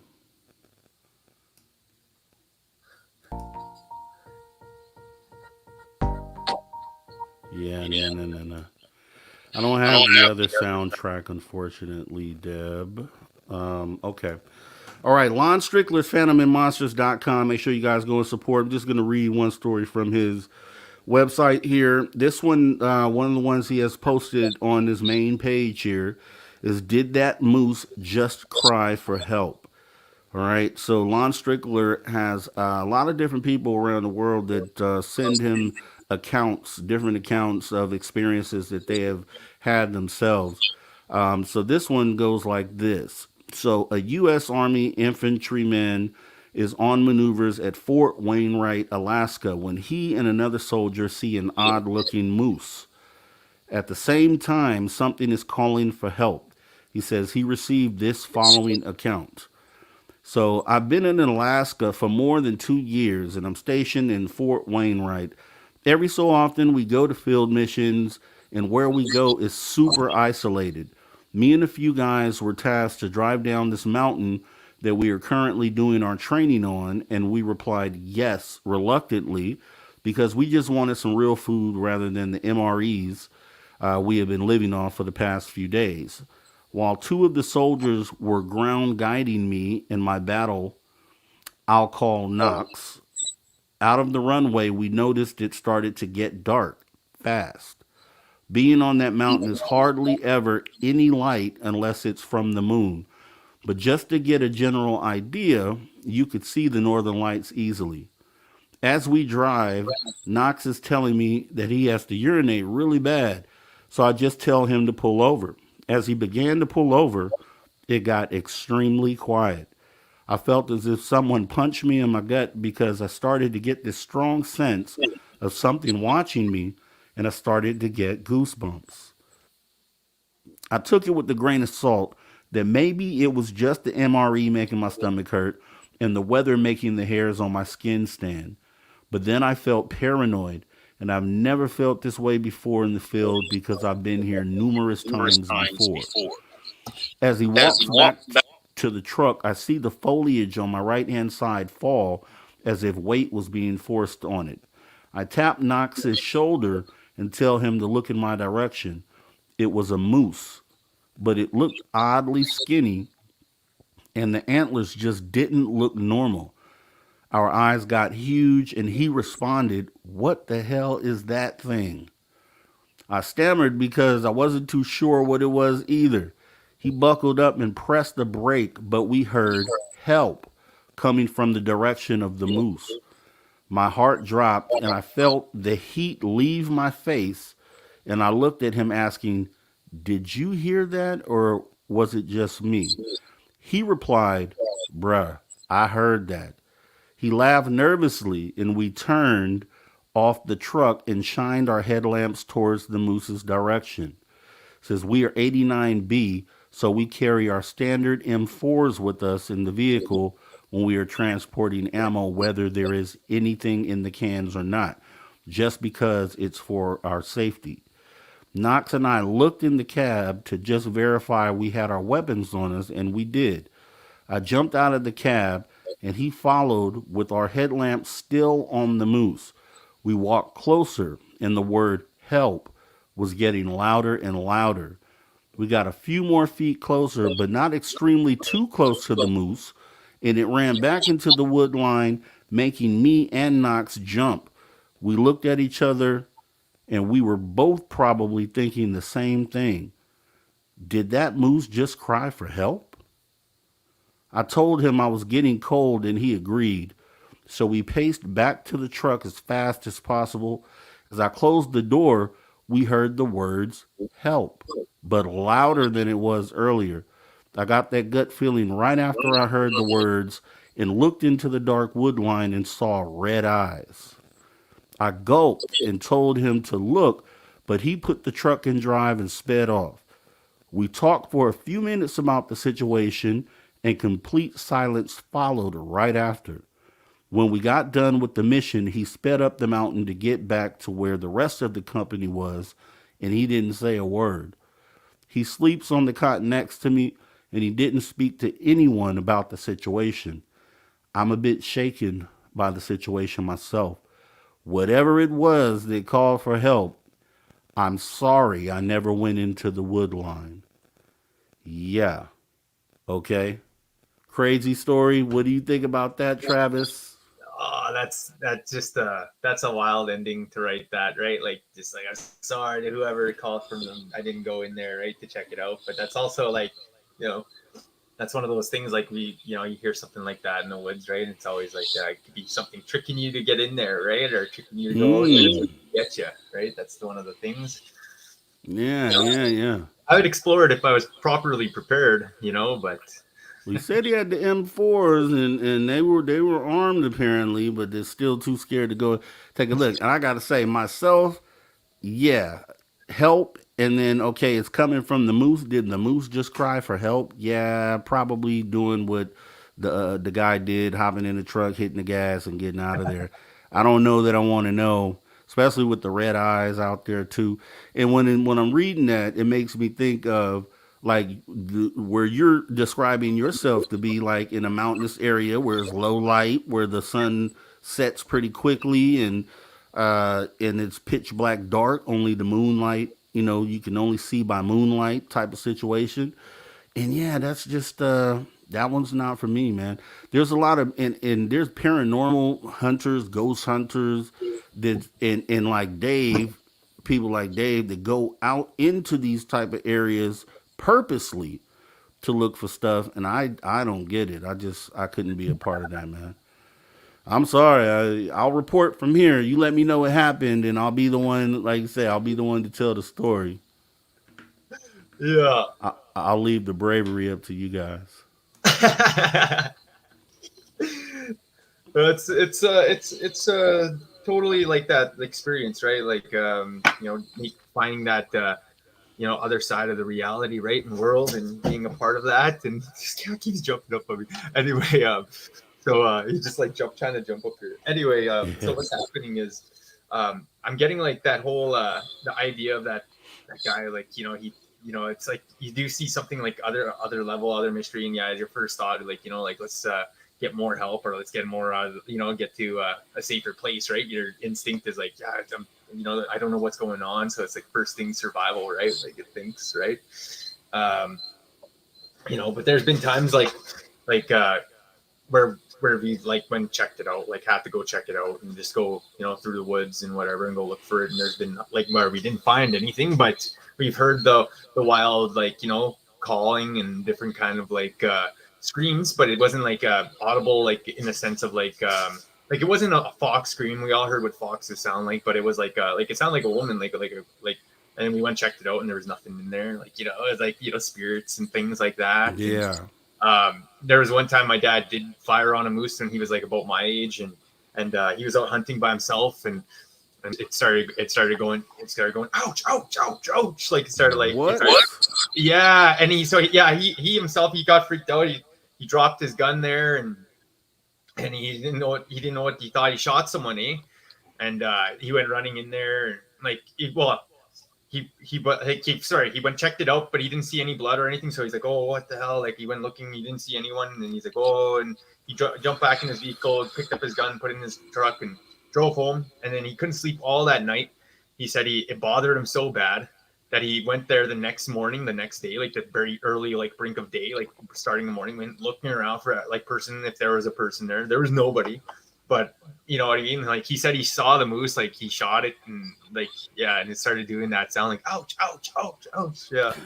Like it started running off. But he quit hunting for like 5 years, 6 years. And then but now when he goes out hunting, he always goes out with like other people, like like me, or he'll go with his brothers or whatever, right? But like yeah, he told me like that it really freaked him out, like to have that happen. So ouch, ouch, ouch. Oh my God, dude. Come on, man. Yeah. Yeah. Yeah. Come on. See, I couldn't imagine. Like I couldn't imagine, right? He told me that was straight up right there.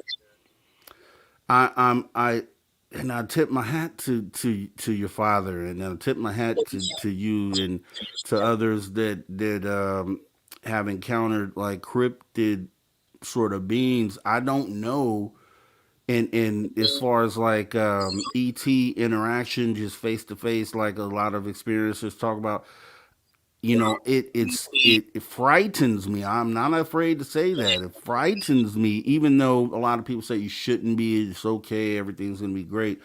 But to be face to face with something that you don't understand is the thing that, I've had the UFO sighting, and then for me, it feels like the next natural step in the evolution would be to have something face to face, or to not even face to face, but to see something. And I'm just hoping that I don't have to do that. I'm just hoping that I don't ever have to do that. Thank you, CS, for your awesome super chat there. I do appreciate you. And looks like Travis might be having some trouble here, and that's okay. Back. Boom. Boom. He's back. Okay. Yeah. So, yeah, like I was saying, I feel it feels like the natural evolution after having a sighting of craft would be, you know, it's okay. You see another craft. Okay, great. You've seen one. You've seen them all. But to have that sighting of something unexplainable, like a cryptid or something living and breathing, is the thing that I fear, because I sit alone, like even in the studio. It's a studio slash man cave, and I'll be here after the show, watch TV, and kind of hanging out by myself, and thinking of other things to draw up for the show. And then I'm just, I think of the stories that I hear from people that I interview, like, man, the thing just materialized in front of me, or it just walked through the wall, or I just heard the sound like a ouch, ouch, ouch. Now, if I heard that anywhere in my vicinity, then I would be freaked out. I wouldn't know what to do. And it kind of just, I know it's possible because it happens to people. And I'm just like, dude, I kind of don't want it to happen to me. I don't know if that makes me seem like a wimp or what, but yeah, that ain't me, man. Yeah, you know what? That it's funny with the ETs. Like, it'll happen if you're meant to happen. If it's meant to happen, you're meant to have that connection, or they're there to help you. It'll just happen even without knowing, or what I mean. Like, it'll just happen. See, and that's why I'm getting regression this year. That's why I said 2024 for me is regression by the end of this year, because for one, I have a scar that I just can't explain, that I've noticed since I was younger, and I could not. I once I noticed it, I couldn't think of a time where I was injured there, and then when I had my sighting, then I'm like, okay. And then I hear about some people who go through regression to dig up things that they may not even be aware of. And I'm like, man, is there a chance that I have something that I just don't remember that may have happened to me? Maybe I have had a situation where I ran into something like that, but I'm gonna regress this year just so I can know for sure. And then maybe I feel different after that. Maybe I find out, yeah, oh, you had this experience, and then maybe my whole outlook on that changes. So I guess we'll see.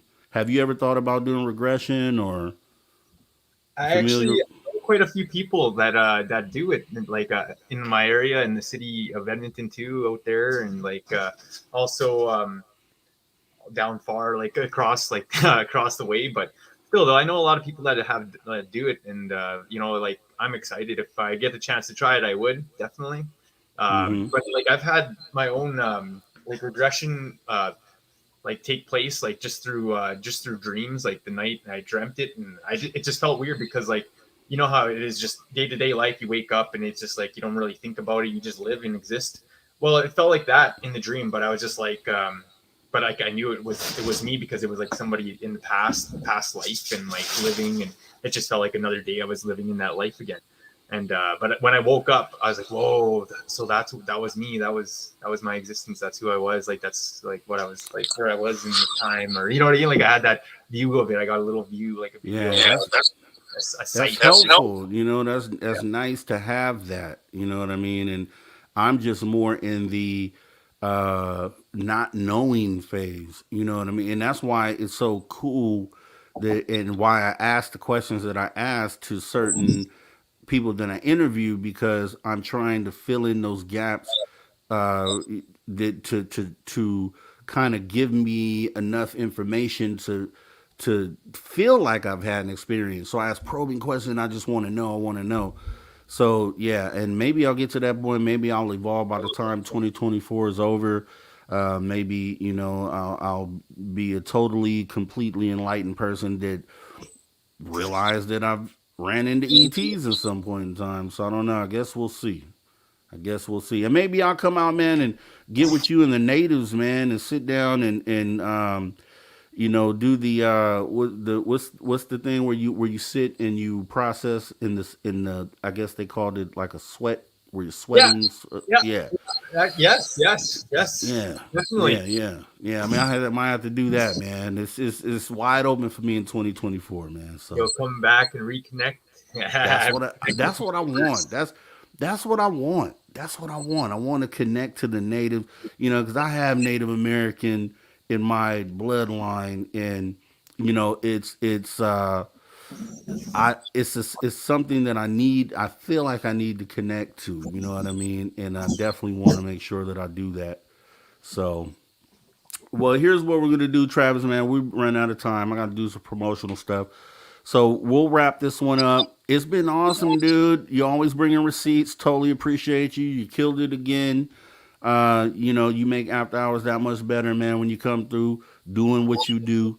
And we're going to go ahead and reconnect again next week. So everybody, you love Travis. Make sure you're here next Sunday as we get the paranormal reporter with some more awesome stuff. Never know what he's going to see during the week. It may have in store for us next weekend.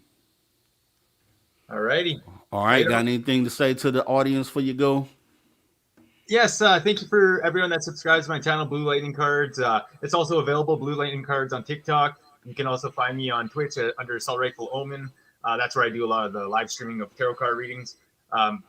Travis Willier, for looking up my books on Amazon. I hope you guys check out the links. I hope you guys enjoy them. Thank you for supporting my vision.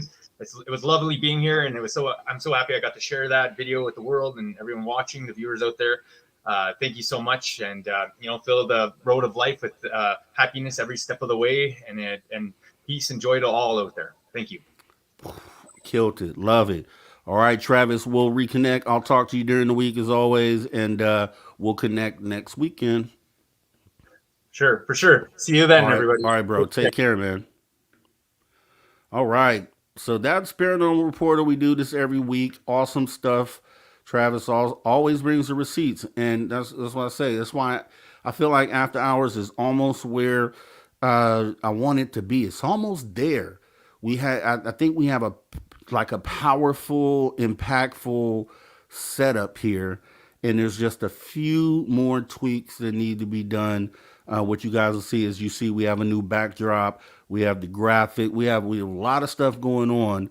But there's a couple of more things that I would like to see here at After Hours before I really feel like this is the jam, right?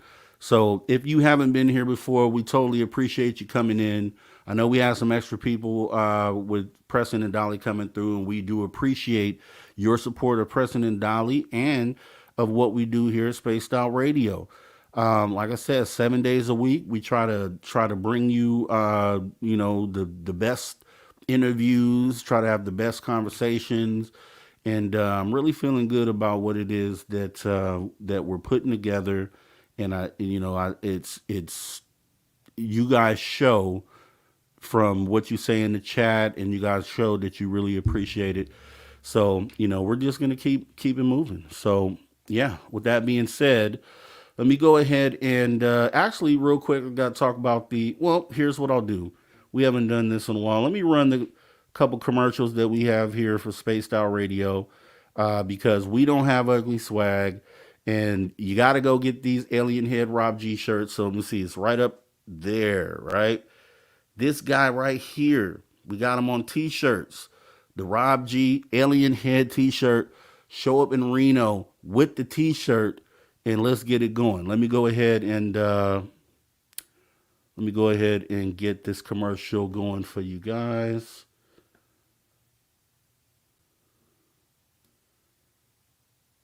It's buried in this stuff here. Give me one. Okay, here we go. All right, yep. Let's go ahead and check out the swag commercial. We don't have ugly swag, and let's go. Guess what? We do not have ugly swag. We have spaced out radio gear that you're going to want to wear. Why? Because no one wants to wear ugly clothing. So head on over to spacedoutradio.com and go shopping today. You'll be glad you did. And it's a great way to support our show. Once you get your gear, send us a picture of you rocking out in your SOR swag. spacedoutradio.com. Shop there today and make yourself look good. If you love your woo, it's time to make a commitment to the 3rd annual SOR Fan Party. This time, we're heading to Reno, Nevada and the Silver Legacy Casino and Resort, May 10th through 12th, 2024. Tickets are $60 or $100 for VIP. With that, you get a free radio show. You get to hang out with celebrity guests from Spaced Out Radio, including our team, who are coming to hang out with you. You get to meet the entire team, like Science Bob, Merle, Melinda Leslie, Geraldina Roscoe, and more. It's a weekend packed with adventure, and we want you there. After all, we're doing this for you. Find out more and get your tickets at info@spacedoutradio.com and book your hotels today at the Silver Legacy Casino and Resort in Reno, Nevada. Come join us for the SOR Fan Party, May 10th through 12th, 2024. All right. Awesome commercials, right? Yeah, we got it going on here. So get your swag, and you have a great point here, Finkelstein, saying get the chatters to motto LOL. And it's a real thing that we're trying to do. So we've been promoting the swag at the spacedoutradio.com/shop. And the thing that we want and would love for you to do is when you get the swag is to take a photo with wearing the swag so that we can do exactly that. We can get those pictures posted on the website at spacedoutradio.com and also to feature you guys in some of these future commercials that we're putting together. So definitely one thing that we are looking forward to getting is photos of all of you wearing some of this Spaced Out Radio swag. But yeah, you got to get the Rob G Alien Head t-shirt. It's on the shop. If you go and look, it's on there. We got the hoodies. We got the Rob G socks. It's crazy. We got the Dave Scott awareness underwear. Okay, Spaced Out Radio Dave Scott underwear and panties. Don't believe me? Go to the site and check it out. I swear it's there. And yeah, you definitely want to go ahead and get you some of that. Just get it from somebody you love. Take a picture in the swag, send it to us. That way we can post it up on the website. So with that being said, what I want to go ahead and do is thank our super chatters. I want to definitely thank our super chatters for supporting us tonight. T-Bone, thank you for your support of Spaced Out Radio. Deb from SAC, thank you for your support. T-Bone again, thank you for your support. Aloha Dave 13, thank you for your support. T-Bone again, thank you for your support. CS, thank you so much for your support. All right, and with that being said, we want to thank you for tuning your frequency to Spaced Out Radio, where we do what we do best. And what's that, you ask? I'm going to check the chat. What's that, you ask? We own the night. I didn't see it. You guys didn't do it. Yep, I want the Rob G socks. Go ahead and get those, Christine. We own the night, guys. We'll check out Dave Scott tomorrow, Monday through Friday. We'll be right back here on After Hours next weekend. Hit the notification bell. It's always a ball. I will see you guys next weekend, or you can check me out at the Social Dig on Wednesday as we cover on my channel Scientology, the cult of Scientology, and also come in for the live call-in show that we have at the Social Dig next Saturday. We'd love to hear from you. Love to hear your experiences. Make sure that you're over there. Hit the like and subscribe on my channel, and let's get it going. You guys have a great rest of your night. Have a great week. You guys all take care. We're out of here.